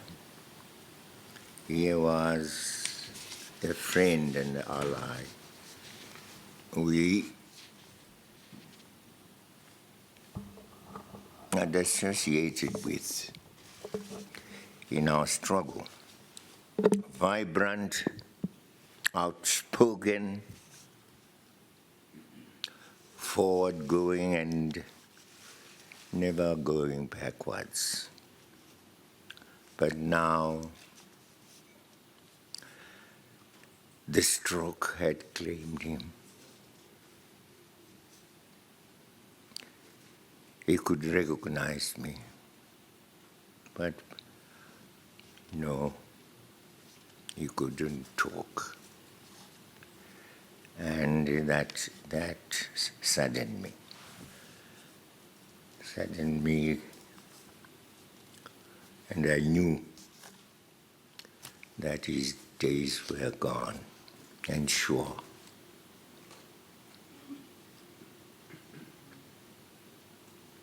We had to bury him here. Later, we shall always remember him together. As a freedom fighter, who is a national hero, as we call those of our own who distinguished themselves in the fight against imperialism. So we remember him together. May his soul continue forever to rest in peace.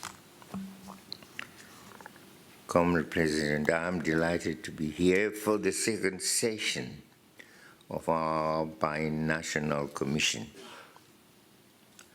I wish to thank you, Comrade President, and the people and government of South Africa for your fraternal welcome and wonderful hospitality.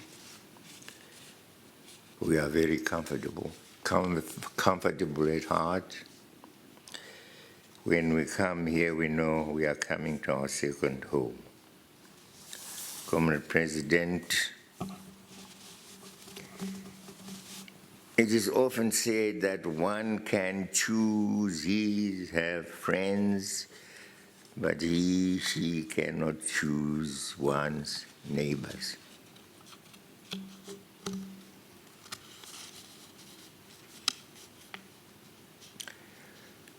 Let me assure you that had we had a say in the choice of a neighbor, we still would have chosen you.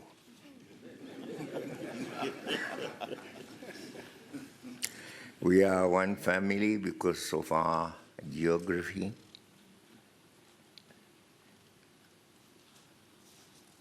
of our history,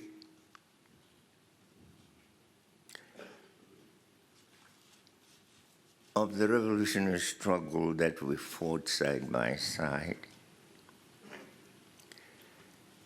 and of course of culture and blood, totems and marriage. And we hope that these phenomena will continue to bind us forever. I'm pleased that we have chosen the path of cooperation, consultation, dialogue, engagement, and joint action in order to secure our common future. We meet today in that common spirit. Ever since we met at the inaugural session of our binational commission, much has been done to bring to fruition the decisions we took on that occasion.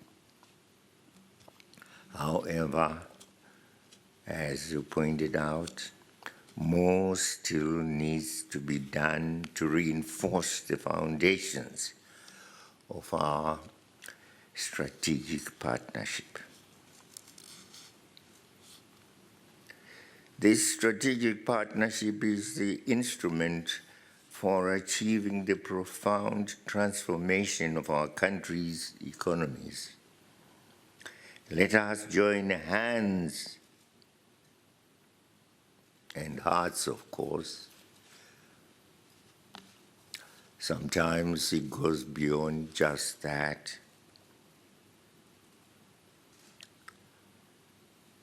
When hand in hand we find ourselves in marriage, which is another way of furthering our togetherness and our oneness. But let us join hands and promote cross-border investments, facilitate joint ventures, and other linkages between the public and private entities of our countries. Since last year's Joint Commission, we have embarked on reforms aimed at facilitating the ease, as they say, of doing business. We should improve the local business environment as well as stimulate investment flows either way. Last year, I also announced our government's legislative proposals aimed at reinforcing and further expanding the economic reforms we are undertaking. These proposals, once passed into law, will reduce delays in the registration of new businesses. Legislation should also provide a legal underpinning to the one-stop shop investment center, to which you have already made reference, and open new investment opportunities in infrastructure, especially that of our airports, roads and railway systems. We are also set to sign agreements on cooperation in energy and information communications technologies.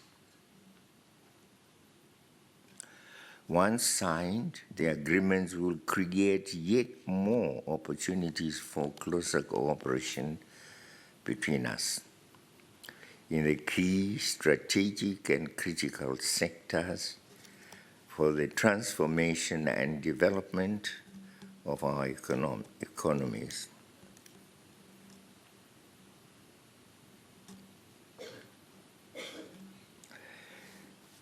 And they talk of ICT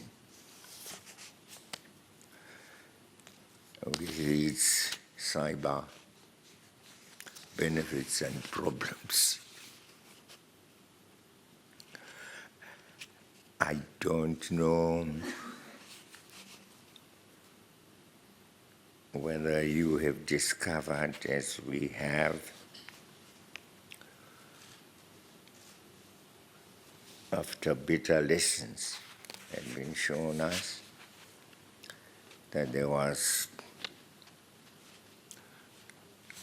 abuse, unlimited abuse of our cyber technology by those who wanted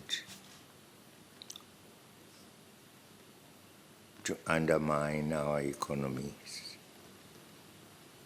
And I think together we should look at how we can protect our economies from those who would want to destroy them using this ICT technology.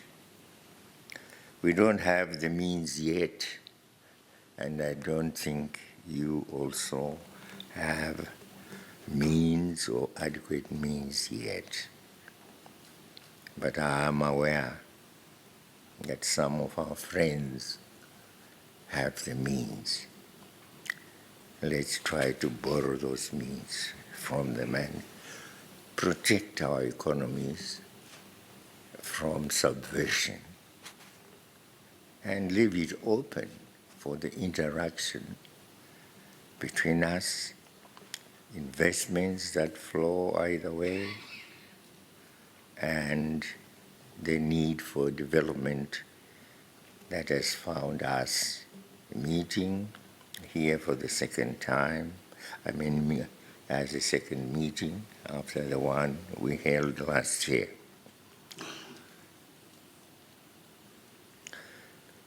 But may I invite our respective public and private sectors not to miss out on the opportunities that we are trying to provide for them. Under your chairmanship, Comrade President, we look forward to further progress in the implementation of the regional industrialization strategy.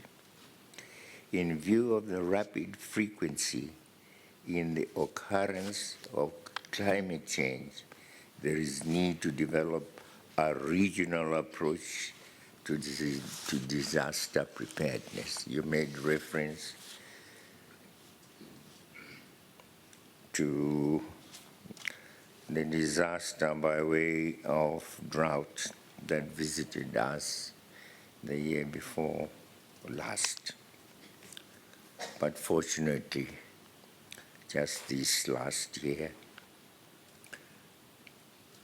we were rewarded by ample rains, but also ample rains that come with that velocity and strength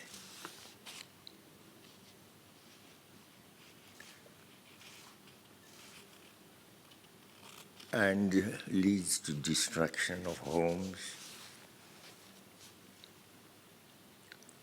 to lands being flooded. They also bring disaster along the good that they bring along to enable our agriculture to prosper. So in both ways, on both sides, let us evolve those mechanisms of protecting ourselves from these disasters that have been evolved over time, and new ones or more to these ones can still be evolved. In December this year, Comrade President, your party, the African National Congress, will hold a Congress at which its future leadership will be elected. We're talking about the ANC now as compared to ANC yesterday. And so we wish the ANC every success at that Congress, so that it can continue into the future renewed and strengthened. I don't know what we would be.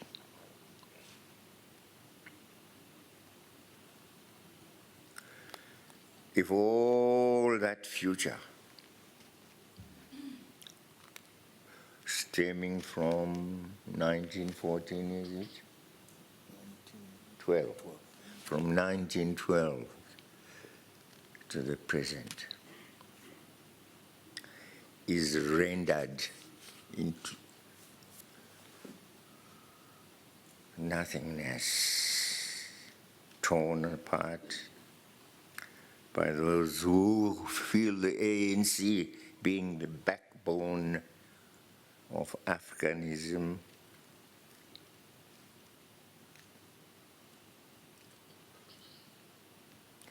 and change, destruction of apartheid.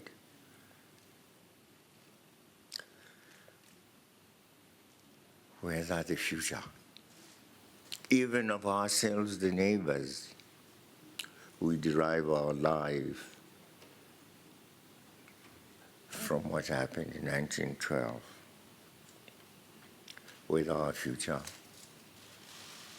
will be a prosperous one. Of course not. Here it was we learned our politics. Here it was also some of us got our learning and our degrees. Here it is that many of our folk have found incomes.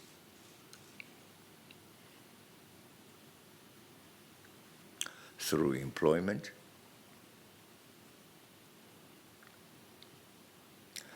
others entirely on their own, jumping the border, going to work on the farms,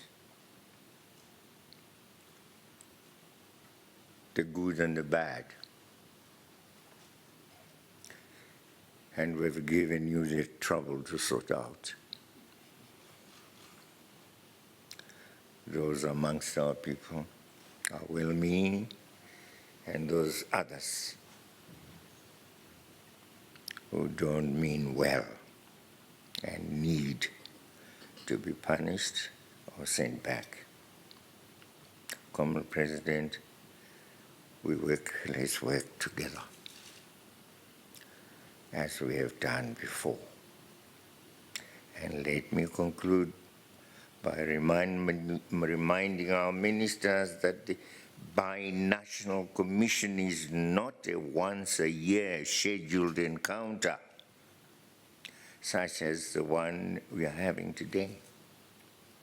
We are meeting to continue, and continue even when we are not meeting as summits of our Binational Commission, but the minister must continue to meet. The officials of the ministries must continue to meet. Above all, we must continue to think and think and think ahead, all of us.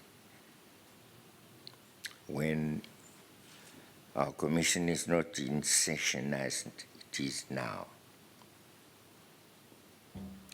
And so it is and should be a constantly active forum for engagement and consultation, one always ready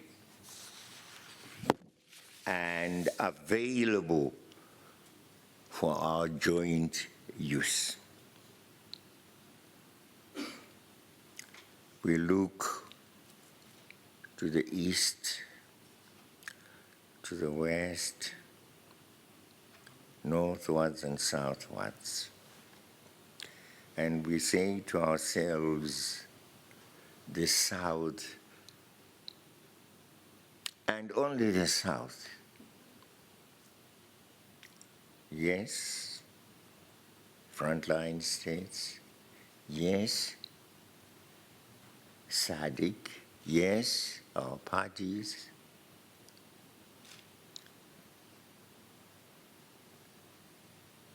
We fought the most devastating struggle. I would say struggle because it was one, whether it was here in South Africa or in Zimbabwe, on a joint basis that the struggle of one country was the struggle of another.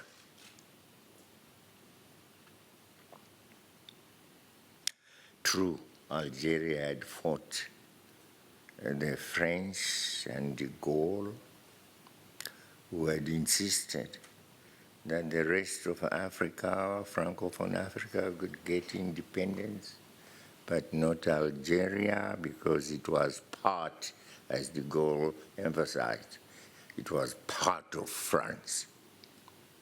Don't tell us of the existence of the Mediterranean Sea in between. No, because France had ruled that Algeria was part of itself, and that had to be accepted. And that is what Ben Bell and others refused to accept. Yes, we learned something from them, and I know our brother Mandela did go there, visit them because of their experience and because he wanted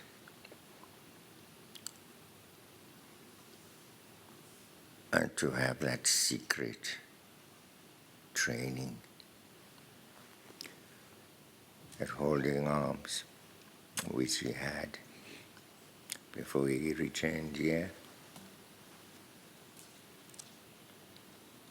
to get arrested. We are one. One people. One revolution. One struggle. One future. I thank you.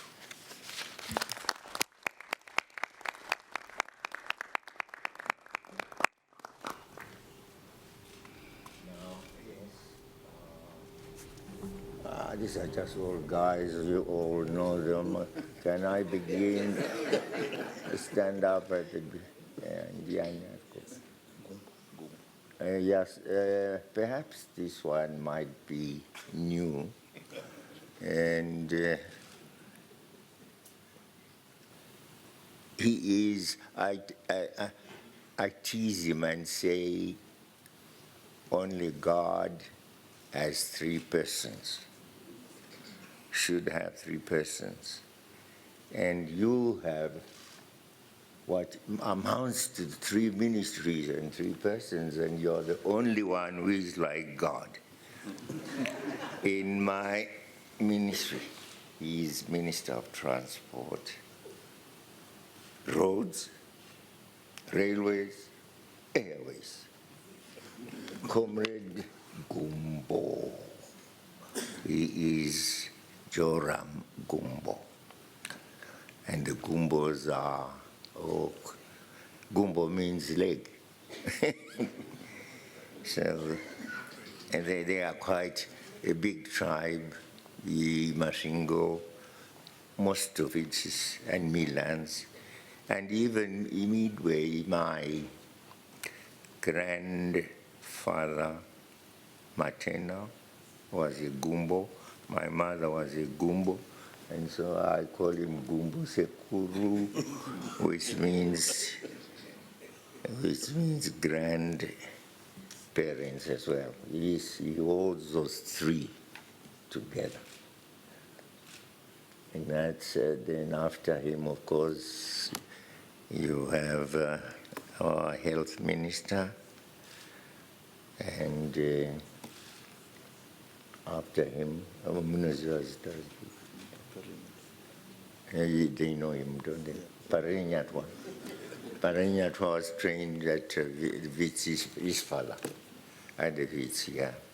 And he was the first doctor in Zimbabwe.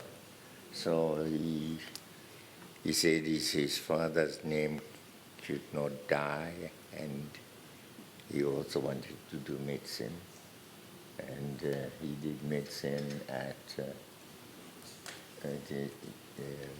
our university. And he's very keen about killing the viruses and discovering where they are within the body or anywhere else. And very active. And I'm sure that he's well known here and in the rest of Africa. Yes, Sydney Sigaramai sent away from Goromonzi. Goromonzi was the first state secondary school. He was playing politics there at Form 2. And they sent him away when he was a kid. And T.G. Silungi and myself received him in the Democratic Party. Him and John Kupara, there were two of them, who have been sent away because we talk politics. And we didn't know what to do with them, so we said, okay, go to Zambia, our people will handle you. And of course, they couldn't send the two kids to learn the art of shooting. We said, okay, well, they must continue their education. He went to Czechoslovakia, then Rupia Banda, when they had an opportunity to send kids to Sweden to train variously and in medicine. He also was included in that group, and he did his medicine in Sweden with his friend. But after their degrees, they came back to Zambia, and we said, come back and join us in the bush and be our doctors. So he was with us during the struggle, Sydney Sikaramai. Okay. And, well, this bearded one. And you've seen his beard. Oh, haven't you? Yeah, he is, featured, very hard worker. And sometimes the fruits are not really in relation to your struggle. You struggle, sometimes the fruits are not good, but you go on struggling with your friend here, lady. Well, we struggled and won. We had Madame Zuma elected as the first chairman of the commission of the AU. Their struggle. They know each other, and they know the hard work that they put into it. They tried again yesterday, and it was another lady from Botswana. But you know, with Zuma, Africa had no problem. Yes, she was a lady from South Africa, reputed South Africa, where we derived our knowledge of the struggle. A lot of more things, as I said, yes. But not so in Botswana. The poor lady thought she could do what Madam Zuma had done. We worked hard. They worked hard. Sweated. They sweated. You sweated. We sweated. One man did not sweat. He stayed at home and expected that wonders would happen. They didn't happen. We were very sorry. Everybody just said, we have not seen your president here. He doesn't attend our meetings. And what would happen if we placed our organization in your hands, in his hands? So sorry, lady, we won't give you the vote. She worked hard. She was very sorry to lose. We were sorry also with her, but we knew in advance that we were trying a very impossible one. So we lost in that case. Yes, double again, citizen Moyo is our ambassador here and enjoys that double citizenship. I hope he has been behaving himself well and not abusing the duality of his citizenship. Okay. After him is, I'm getting some, yes, but, okay. Yes, Permanent Secretary in the Ministry of Foreign Affairs. His brother is a minister. He's here, isn't he? Yes. Yeah? There is the glare of the sun. Is it the my photographs are good, shooting to my eyes? It's Minister Bima now up. Is now the minister? Yes. Or his brother, his younger brother is the Minister of Industry. And a very important portfolio. And of course, a lot to learn from the developed industries here. And he's the one who tries to protect our nascent industries and is, I was going to say famous, but I'm sure infamous for it. And because when sometimes he puts on tariffs and say, no, we want our small industry to protect and not to be vanquished by the greatness of the big industries in South Africa, to protect, the Piccanin from the blows of the big one, the elder brother.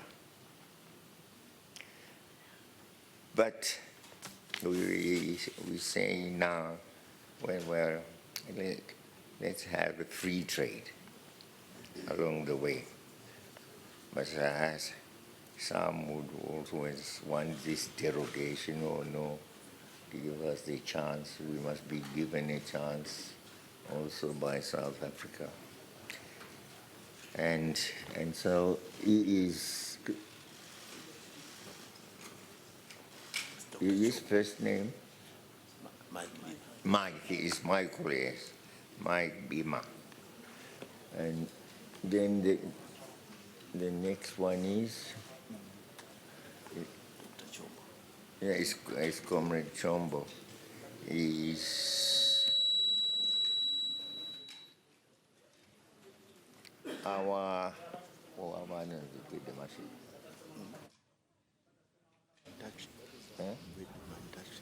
Mantashi. He's Gwede Mantashi, ours. But he doesn't have any, no, he has great respect for you. And our friend Gwede Mashi, he's throwing blows at the president and myself.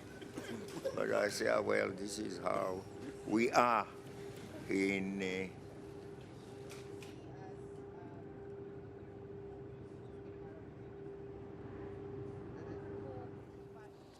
South Africa and Zimbabwe meeting there. You heard the President Robert Mugabe from Zimbabwe, of course, introducing all the ministers at present there. We'll give you an update from our reporter a little bit later.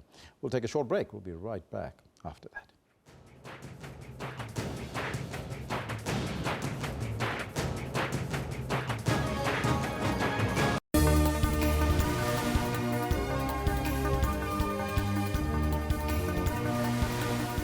Are your eyes in all major events around the world? A wonder not seen in the United States in almost 100 years. It looks like the sky of a different world. You see the stars out during the day. You see a sunset 360 degrees all around you. Before you leave, make sure that Rob Byrne is taking you through traffic alerts all around South Africa. All we can do is stick to what we do and focus on our own job and not focus on them. The Boks will also don the red jersey in this match to mark the 25th anniversary of rugby unity in South Africa. An update on all major currency to guide you. A story of women in jail told in pictures by Fatima Mir through art that will blow your mind. Set the agenda for the day with Morning Live. Entrepreneurship and taking charge of your own destiny is a mindset, and it's something that should start at a very young age. I started when I was around about 3 or something, because I have a bunch of paintings in the office. I have a teacher that teaches me and my class how to do business, and he was the one who taught me. Being an entrepreneur makes you money-wise. Before everyone spent their money, I would sell the little things I painted, and I'd sell my drawings and stuff like that. In business, it is important to keep record of all your transactions. I have a passion and I love making anything, so I chose to make Play-Doh and I'm passionate about it. Catch Bopilong every Friday at 17:30. What is environmental health? In Section 24 of the Constitution, the environmental right has a second part, which is to encourage people to be active citizens and gives us the right to participate in politics and organize and raise awareness so that the environmental right can be guaranteed. Using coal and wood and paraffin to cook with or to heat their space or to heat water. These are basic fundamentals, and I think if we can address that alone, we will make a huge impact, an environmental impact on the health of our population. Food that comes into the country, the vigilance at the ports and harbors is being checked at the moment currently by environmental practitioners who are port officers at those ports. They need to be more stringent in terms of control of what comes into the country. Join Health Talk every Saturday for all your health news.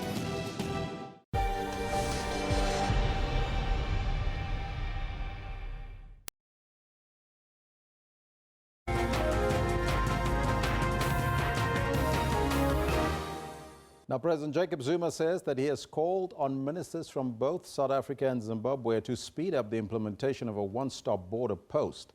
Speaking at South Africa-Zimbabwe's Binational Commission meeting in Pretoria, the president also noted the continued relations between the two countries.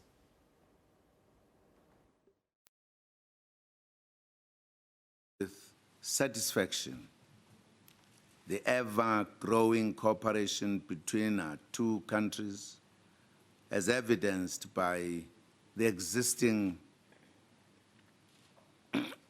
40 agreements and memoranda of understanding. These agreements are aimed at promoting political, economic, and social cooperation. They cover a wide range of areas, including double taxation, justice, defense, transport, water, science and technology, health, migration, labor, economic and trade cooperation, and tourism, to mention but a few. We also need to ensure the full implementation of these agreements. We are thus happy that the ministers and officials have developed monitoring mechanisms such as mid-term reviews. This will go a long way to assist in the implementation agenda. My President, I wish to underscore the strategic significance of a one-stop border post at the Beitbridge border. This border post is the busiest border post on the continent. Much of our goods and services go through it. We cannot afford to continue to have unnecessary delays at that border. It is therefore important and urgent that we start in earnest the process of establishing a one-stop border post. Our two countries took a decision to do so as far back as 2009. In this regard, we direct the relevant ministers and officials to move with speed and report progress at the next binational commission. And now to wrap up the South Africa-Zimbabwe Binational Commission meeting in Pretoria, our reporter Eldrin Sampier now joins us live from Pretoria. Eldrin, once again, a very good morning to you. Can you take us through some of the important agreements that is going to be signed today? Well, yes, Elvis, those agreements are 5 agreements that are set to be signed today. So what's going to happen now is just a short briefing between the various ministers as well as the delegations from both countries as to the perimeters of those agreements that have been signed, or will be signed rather, between the two countries. 5 agreements, as I've indicated. Earlier on I spoke to the spokesperson of the presidency, Dr. Ngulunga, who indicated that the 5 agreements include an agreement on energy and environment, as well as an agreement on the ICT, but quite specifically, and then I guess very importantly, as you might have heard from that insert that you just played now, where President Jacob Zuma spoke about the Beitbridge border post, and that's the one-stop shop that the countries have been trying to set up since 2009, and I guess now that you have this binational commission between the two countries, that efforts of trying to set up a one-stop shop and trying to increase the speed in which products as well as people move through the border post is accelerated. That this time around with this commission it will also be accelerated to ensure that there is a free flow of people as well as goods and services through the border post, the Beitbridge border post. I've indicated early on as well while speaking to Dr. Ngulunga that, you know, sometimes going to Musina at the Beitbridge border post, you spend up to 1 hour, you spend up to a day in that area trying to move through to Zimbabwe. President Jacob Zuma also indicating that it's one of the busiest border posts on the continent, and that's the reason that they should speed it up. Well, Eldrin, looking at some of the agreements that's going to happen today, what else are you hearing from the binational from the commission coming out of that, and what we can expect further?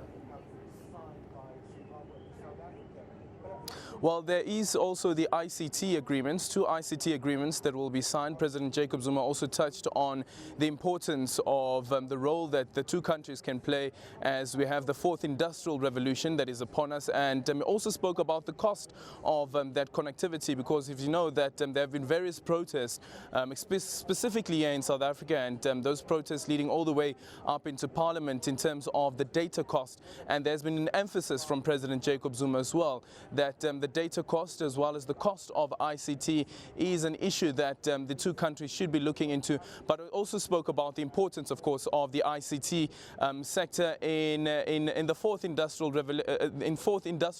revolution. The president of Zimbabwe, Robert Mugabe, also spoke about what he calls the cyber technology attacks on the economies on the continent. He says that he's aware of the cyber technology attacks on Zimbabwe. Not so sure whether South Africa has experienced something quite similar, but it didn't go into detail to exactly what exactly it is what exactly he means when he says cyber technology attacks on the economy of Zimbabwe. So those are quite interesting remarks here coming from President Robert Mugabe, but we would have hoped that he would have expanded a bit on the detail of exactly what it is when he means what exactly it is when he says that there is these cyber attacks on the economy of Zimbabwe. Semenya, thank you so much for that report. That's coming to us from Pretoria. Of course, South Africa and Zimbabwe meeting there. But we're remaining with the South Africa-Zimbabwe Binational Commission. The Zimbabwean President, Robert Mugabe, said that he was pleased to have South Africa as a neighbor. I'm pleased that we have chosen the path of cooperation, consultation, dialogue, engagement and joint action in order to secure our common future. We meet today in that common spirit. Ever since we met at the inaugural session of our binational commission, much has been done to bring to fruition the decisions we took on that occasion. However, as you pointed out, more still needs to be done to reinforce the foundations of our strategic partnership. This strategic partnership is the instrument for achieving the profound transformation of our country's economies. Let us join hands and hearts, of course. Sometimes it goes beyond just that.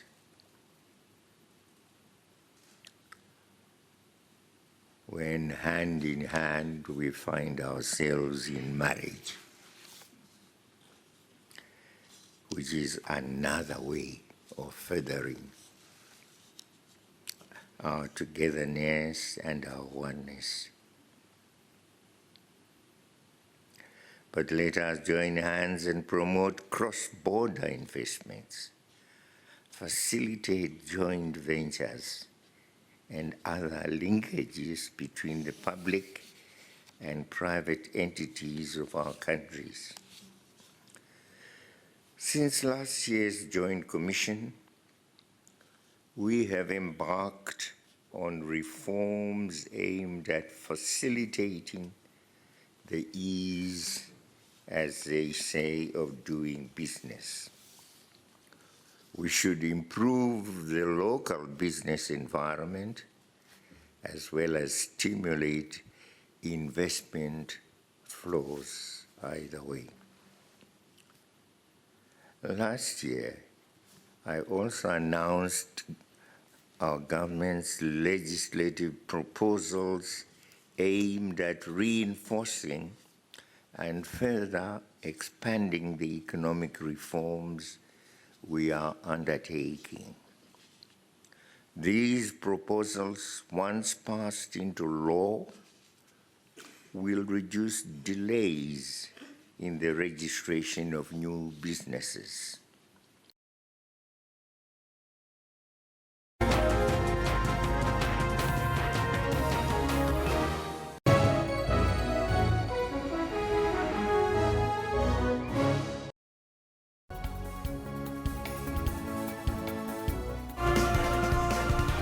Hello and a warm welcome to PM News, and we're broadcasting live from Johannesburg. 4 decades later, the family is still seeking closure.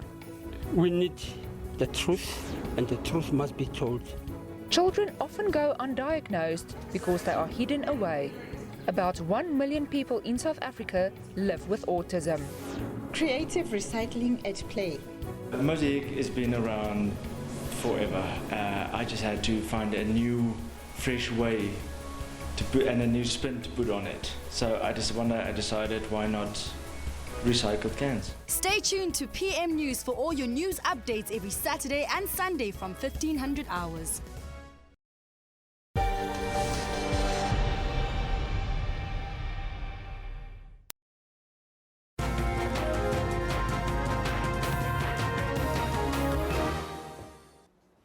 Good morning, welcome back. What a busy day we've had, what with crossing to and fro to really important happenings in and around the country. Well, we start off with a little bit of sport now, where the International Association of Athletics Federation's voting process for the 2017 World Athlete of the Year has opened this week. A list of 10 men and women nominees who were selected by an international panel of athletics experts has been released. Among the nominees, there are 3 South Africans: long jumper Luvo Manyonga, sprint sensation Wade van Niekerk, and 800-meter champion Caster Semenya. Can he finish with a bang? Luvo Manyonga, what an inspiration to up-and-coming athletes.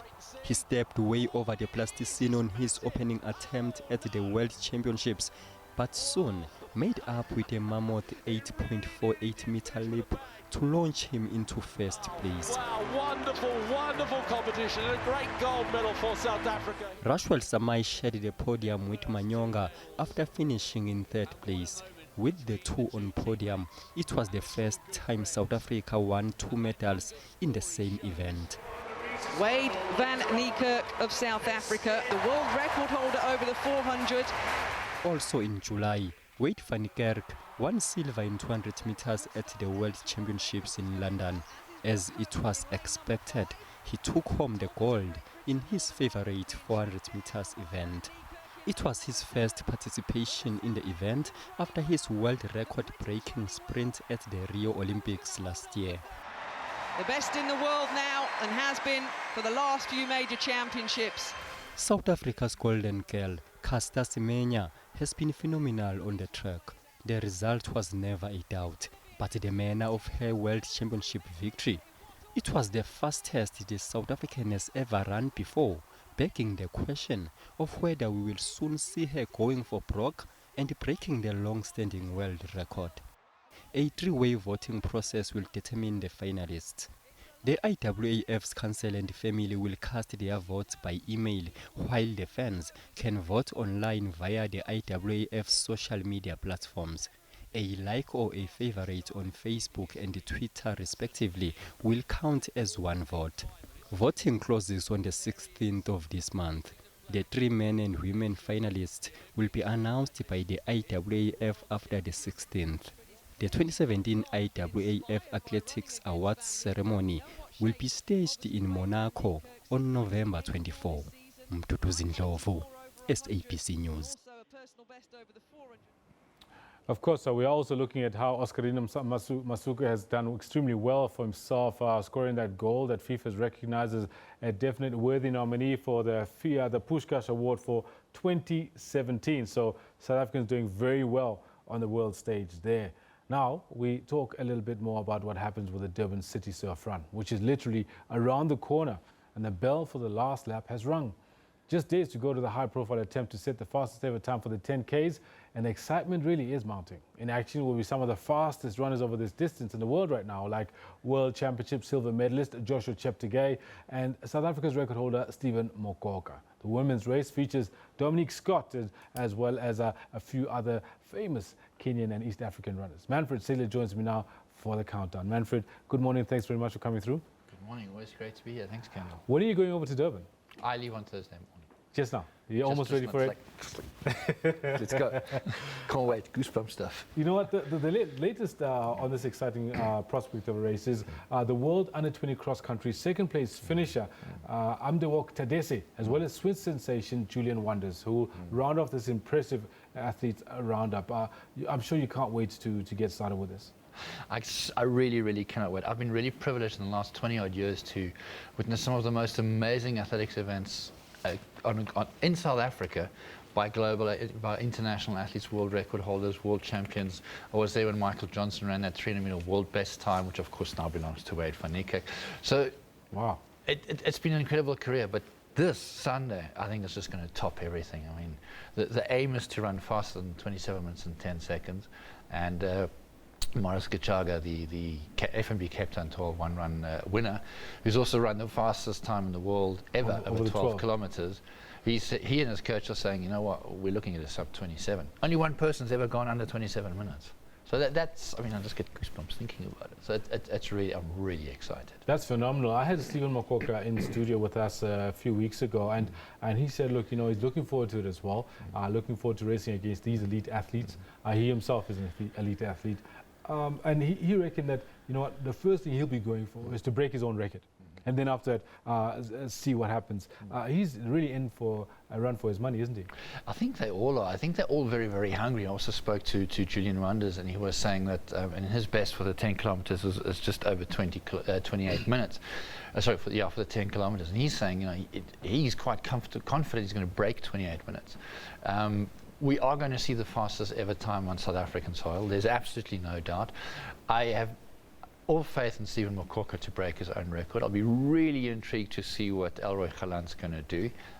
He's been very low under the radar. He obviously had that fantastic 2:12 debut in the marathon. Yeah.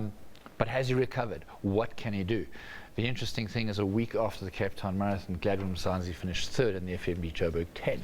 I'm going, okay, this is going to be quite interesting. So we're in for some serious racing. Look for Joshua Cheptegei and Morris Gichaga to set the pace. Mokoka is going to go as fast. He obviously wants his own record. Yeah. That's his first target. But if he's in the hunt, he doesn't want to be beaten on home soil. What's also very interesting about Stephen Mokoka is that in that sub-2-hour attempt by Nike a couple of months ago, he was one of the pace setters. He was, as was Julian Wonders as well. So these two guys know each other as well.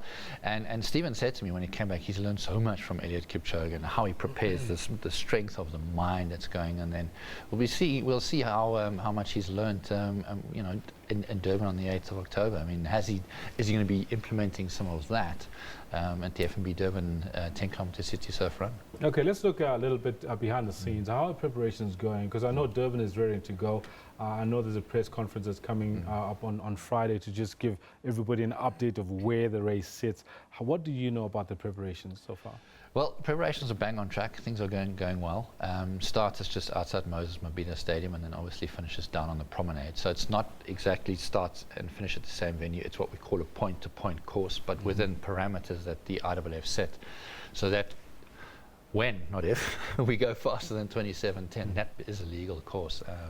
So it is fast, it is flat, it will take in some of the sort of scenic elements of Durban as well, but everything is geared to make sure that everybody who's running, whether it is the person trying to break 27 minutes or the person who just wants to finish in the cutoff time, they're going to have the best event of their time, the best time of their life. Let's have a look at what else has been prepared for fans. Are we going to see the same festive atmosphere that we've seen at other city runs like Cape Town, Joburg? Yeah. I think that's become a trait of the FNB series, and that virtually every half a kilometre you've got some form of entertainment, and you can see the success of it. I mean, the inaugural FNB Cape Town 12 had just over 11,000 athletes. Now we're sitting on 14,000 3 years later, sold out. The Joburg event last year was the inaugural event, sold out 11,000. This year 13,000. And the plan to make it 40,000 entrants over those 3 races seems to be bang on track. And obviously there's a need in South African road running to have not just the element which I love, which is the elite element, it's the fast, it's the goosebump stuff, but it's the entertainment side. It's like you're going out with your family. You can push a pram. There's absolutely no reason why not. You can have fun. You get to the finish line, have some coffee, have a spur burger, have fun. And this is a new element to South African road running. And I think it's going to make a huge difference on all fronts, be it elite or the guys coming up for fun. You've been covering athletics for a really long time. You mentioned just now that you were there when Michael Johnson ran that 300-meter world best at the time out in Bloemfontein. That's a long time ago. Thanks, Kendall. What? No, because I remember that myself. The reason I bring that up is you know a lot about athletics and the trajectory it's been on. Is this the right way for athletics to become relevant and useful to a new generation? Is this the right way to bring in new runners, to make them enthused to take up the sport? I think that there's 2 elements we need to look at. One, obviously, the one that I really am concerned about is the elite element. And our elite element has started to drop in terms of performance. We've got a couple of guys who are able to mix it with the rest of the world, but we don't have the depth we used to have. And these events will once again create that possibility of that depth. We're now bringing athletes to come and race here. And not just guys that we're going to beat. We're bringing athletes that are really, really going to smoke. I mean, if you look at the women's entry list, Pascalia Chep-Korea, a sub 31-minute 10-kilometer. The SA record is 31:13. Just to put that into perspective on the women's race. So there's absolutely no reason for our South African athletes not to do their best, try and take on these guys, and you've got nothing to lose. So hang it all out there, run as hard as you can. Next thing you know, you pop the big one and you start making a name internationally. We need this from an international point of view. From a recreational point of view, same scenario. You're providing entertainment, you're providing fun. People are going out. You can spend time outdoors with friends, family, be active, be healthy, and still have a lot of fun, and don't have to kill yourself in the process. Yeah, I'm glad you brought the women's race into the mix as well, because our very own Dominic Scott, she's going to be back here. It's been a while since she raced in South Africa, but the last I heard, she's really looking forward to this race, and she's been out in the States. And it seems as if it's going to be a very good race as well. Veronica Nyarwai, Nazareth Weldu as well. Can you talk to us a little bit about that race and how, what are they aiming for? What are they gunning for in that one? Well, when I spoke to Dom Scott a few weeks ago, and I said there's a 300,000 rand carrot for the SA record, which is obviously Lana Mayer's 31:13. She was like going, ooh, that sounds really cool. Stephen Mokorka was also very excited when he was going for the record, and then the organizer said, hey, here's a carrot for you to be dangling. Dom Scott holds 4 national records, mainly indoors, and she said she wants to own a lot more. So the 10K is on her radar. I'm not sure she's going to get it this close yet, but she should be able to dip 32 minutes. And I can't remember when last we've seen a South African woman do that. This is the perfect race for her to do it in. And it'll be phenomenal to see a South African in front of South Africans running that fast. I just want to have an idea from you. What do you know about the weather prognosis for the weekend? Do you know what's happening there? I haven't looked that far ahead, or maybe I should, because obviously that's going to play a role. No, I'm going to have a look at it just now while we're talking. But can you bring us back to also the serious business again? In preparation for this race, what would the athletes have been doing? Would they be running the many shorter distances or 1 or 2 longer distances? Look, I mean, obviously, if you look at any training program, you've got your elements of your speed endurance, what we call an LSD, which is nothing to do with taking drugs. It is long, steady, long, steady distance. People always think it's long, slow distance. It's long, steady distance. So all of those elements would have been done at various stages in the training and the build-up. Both Pascalia Chep-Korea and Dorcas Toitek have been saying that they've spent 3 months in preparation for this race alone. Morris has focused, Gachaga's focused very much on this race. At one stage he was hinting about even going for the world record, which is an insane time, 26:44. Now they're looking at sub 27, which in itself is an incredible thing. So this race has been taken very, very serious. I mean, we're bringing out Joshua Cheptegei, the World Championship silver medalist. This is not just, we're bringing about a couple of runners here. This is serious business. So I think we can look forward to some phenomenal racing. I mean, Stephen Mokoka is taking it seriously, definitely, by all accounts. Yeah. Now fully. And Dominic Scott coming out from the States to come and do this. Pascalia Chetkorir. No, absolutely, I agree with you. Just had a look at the weather, and well, the current, it's a forecast, right? It's looking good. It's looking good. Saturday, low of 16, high of 23, partly cloudy. Sunday, low of 17, 23 degrees high, and the humidity at 74% though. What's that going to do to the athletes' bodies? Race starts at 8 a.m. I don't think it's going to be a major factor at all. Yeah. In fact, I think it'll be perfect conditions. I mean, this is one of the reasons why that date was selected, because in October, that time of the year, Durban should have the ideal weather. And from what you're telling me, it sounds... And we're going to have rain on Friday and on Monday, but nothing on the weekend. Perfect. Now, I'm looking forward to it. I know that Durban itself has been like gearing up for this kind of race for some time. And I'll tell you what, I'd like to just have a chat with you quickly about what's happening just off the topic with regards to our athletes that are doing extremely well on the World Athletics field. I mean, Luvo Manyonga, he's now the world champion. He's always said he's the world's best ever long jumper. He's going for that record. Then we've also got Caster Semenya and Wade van Niekerk, looked at by the IAAF as the best athletes for 2017. Fantastic stuff there. Just a quick word from you about that. I think athletics in this country is experiencing a revolution. We have spoken about this. I think we've got a long way to go. There are pockets of excellence, and we're getting certainly pockets of excellence we're seeing on the road as well, and aided by these F&B races. We've got a lot of work to do in terms of bringing the overall standard of athletics in, but who better than a role model like Wade van Niekerk or a Caster Semenya or Luvo Manyonga? He's such a charismatic character. Yeah. We had a chat with him, remember, after after Rio. We had a chat right here, and he was just a great person to speak to, including his coach. It was their story is just fantastic. And he's like saying it's 9 meters. 9 meters, to put that into perspective, is like 3.5 stories. So, you know, I mean, we all go, 9 meters, how far is that? You know, put 3.5 stories flat on the ground. He's jumping over that. That's his goal. That's far. You know who else is making waves, and it's somebody who really has been I don't know. I don't get it about South African sporting fans, but it seems like in the soccer fraternity, in the football fraternity, it's about which team you're from as to whether you get the award or whether you get the votes. The FIFA Pushback Awards, Oscarine Masluke. He is now up for an award. You know what? Let me not go any further. Let's play it for our viewers, just in case you missed out on this. Have a look at this. Look out for the guy in purple. He's the goalkeeper, mind you, and it's just a minute before the end of the match. Have a look at this. Masaluke is inside the penalty area as well, and it heads over to Masaluke. Look at him. Keeper goes on the adventurous route. Masaluke scores! Unbelievable! You've never seen anything like that in your life. Absolutely phenomenal. Before I get your comment, let's see what's being said by our viewers, because we have been playing it for them for the entire morning. And here's Nazim. He says, yes, this particular goal deserves the Pushback Award, but we all know he's South African. He'll never win it. Come on, Nazim. You know what, Nazim? Let's vote for him. Huh? Yeah, get in there. Vote for the guy. It's available on the FIFA website. Lubabalo says, I've seen all the nominated goals, and Oscarine's goal stands out for me. Wishing him all the best.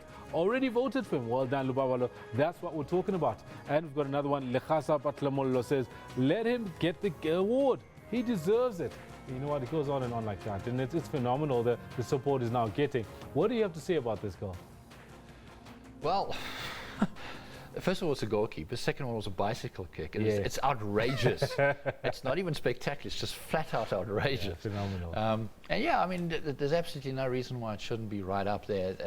That's why it's been nominated. Yeah, he failed to get enough votes from the South African public when the PSL awards were being given, but that's because he plays for the wrong team. He scored against the Pirates, and but now FIFA recognizes him for what he can be doing. So I want to thank you very much for coming through. Manfred, I do know this weekend is going to go extremely well. We'll talk again next week once the race is done. Absolutely. Look forward to it. Thanks, Kendall.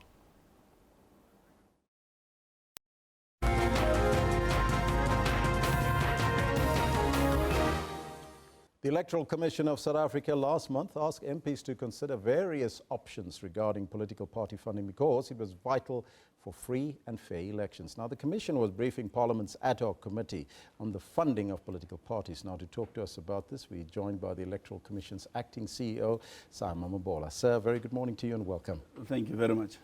What is your assessment of the ruling by the Cape Town High Court, where political parties now has got to tell their voters who is funding them?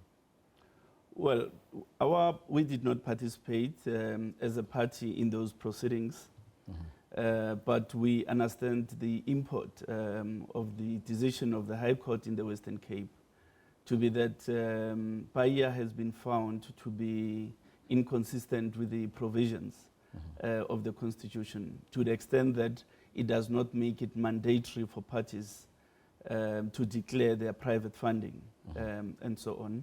And the judge, Judge Mier, in this case, ordered that Parliament has 18 months in which to correct that situation. We are aware, however, that an ad hoc committee has been put in place in Parliament to consider the whole array of party funding regulations, and work has been done, as you correctly indicated in your input, that as the Electoral Commission, we've been before the ad hoc committee and we've proffered certain ideas that we think will enrich whatever regulatory regime is ultimately agreed between political parties in Parliament. Talk to us about some of the proposals that you've put forward. Firstly, the proposed bill suggests that there be three important elements. Firstly is the public funding of political parties, which arises in terms of Section 236 of the Constitution, which provides that an Act of Parliament must provide for the public funding of political parties. In other words, money is coming from the public fiscus to support democracy through the funding of political parties. So that's the first element. The second element is the Multiparty Democracy Fund. That is the fund that is created for private corporations, private entities, to contribute towards the work of political parties. And the third leg of it is the regulation for private funding, which require parties to disclose the names, as it were, of funders who make private and direct donations to political parties. The proposition, as it currently stands, is that the Electoral Commission would have to be the administrator of those three elements that are proposed in the fund. Now, what the submissions that the IC was making is that each of the two funds must be charged a management fee, because there are costs to doing this work, and we need to be resourced to set up the necessary investigative capacity, to set up the skills, the expertise that we need in terms of accountants and so on, to be able to go through the financial statements that parties will be submitting annually. So, if political parties are currently, as it stands, being funded by funders, why is it important for their voters to know who's funding their party? If one looks at the judgment of Judge Mier in the Western Cape High Court, she has made a finding that it is important for the voters to know who funds political parties, so as to make an informed choice when they vote for those parties. So the exercise of the Section 19 rights of the Constitution requires that parties disclose who is funding them. So that is part of an informed citizenry making informed choices, informed political choices. All these processes that's currently happening, the ad hoc committee in Parliament, they want to finish that process in November. How does it impact on you as the IEC? Well, it does impact on the IEC in a significant way, in that if the bill is to be passed in its current form, it would mean the Electoral Commission must create capacity within its administration.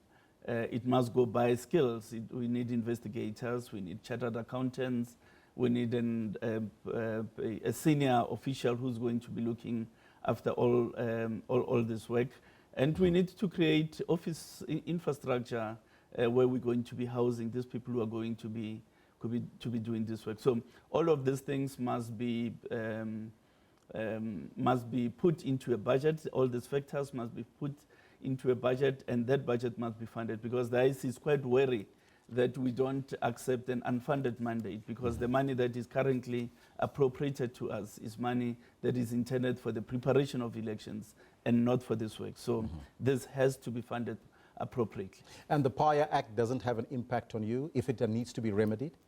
The PAIA Act does not have an impact on the Electoral Commission. And my sense is that if the bill were to be passed in its current form, it would, to a large extent, meet the requirements of the Western Cape High Court. Now, you in preparation for the follow-up elections 2019, preparations for that, how's it going? We are well into the planning phase. We've made the necessary consultations with political parties in the National Party Liaison Committee. We are making consultations with the Municipal Demarcation Board, and we are putting in place our election program so that come 2019, we are not found wanting. Mr. Mabola, I thank you so much for your time and joining us in studio, sir. Thank you very much. That is Simon Mabola, the acting CEO at the Electoral Commission, the IEC, joining us here in studio.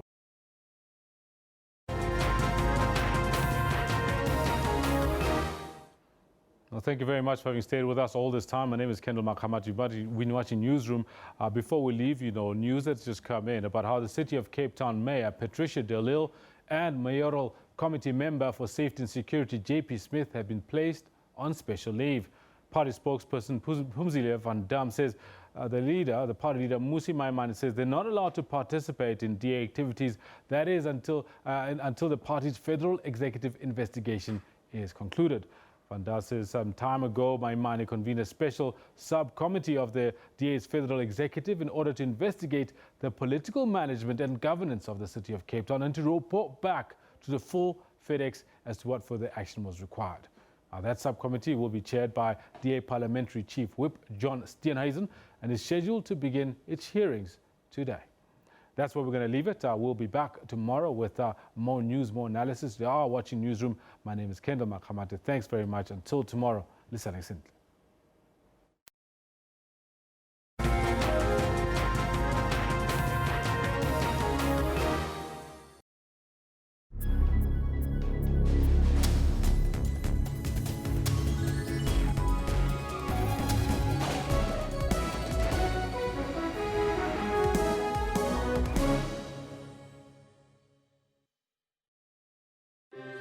What guides us? What leads us forward? Is it leaders on a soapbox, spouting rhetoric for the crowd? Is it the actions of our people? Or the voices of our citizens? Your country is guided by the voices of its people. And your broadcaster is dependent on your voice to guide it. Get your copy of the SABC's editorial policy and have your say.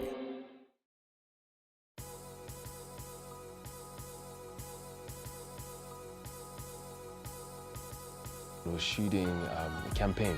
We're telling genuine stories from real people that have been affected by the SABC. It's also interesting to get the backstory in terms of their dreams to be on screen and eventually getting the pleasure to do that. And understanding that they're communicating on a platform that speaks to millions of people. It speaks to how the SABC can fulfill its mandate. The SABC represents the opportunity for so many young South Africans, for old South Africans, to be able to look at the world that they may not experience any other way.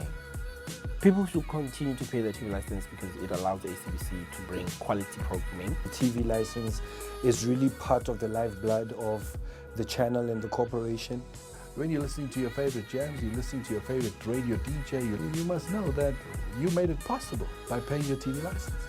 It's such a holistic process that goes into TV licenses. It's not only one part where we say South Africans have to pay for TV licenses. You pay a TV license because you get so much value out of it, and that's the content that you get every single day on the SABC platforms.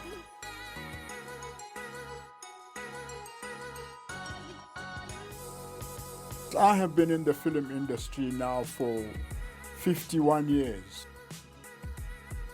I am quite satisfied with the evolution of television now, that you have got a lot of actors and you have got a lot of crew members, which will also play part of paying our licenses, because I think it's proper.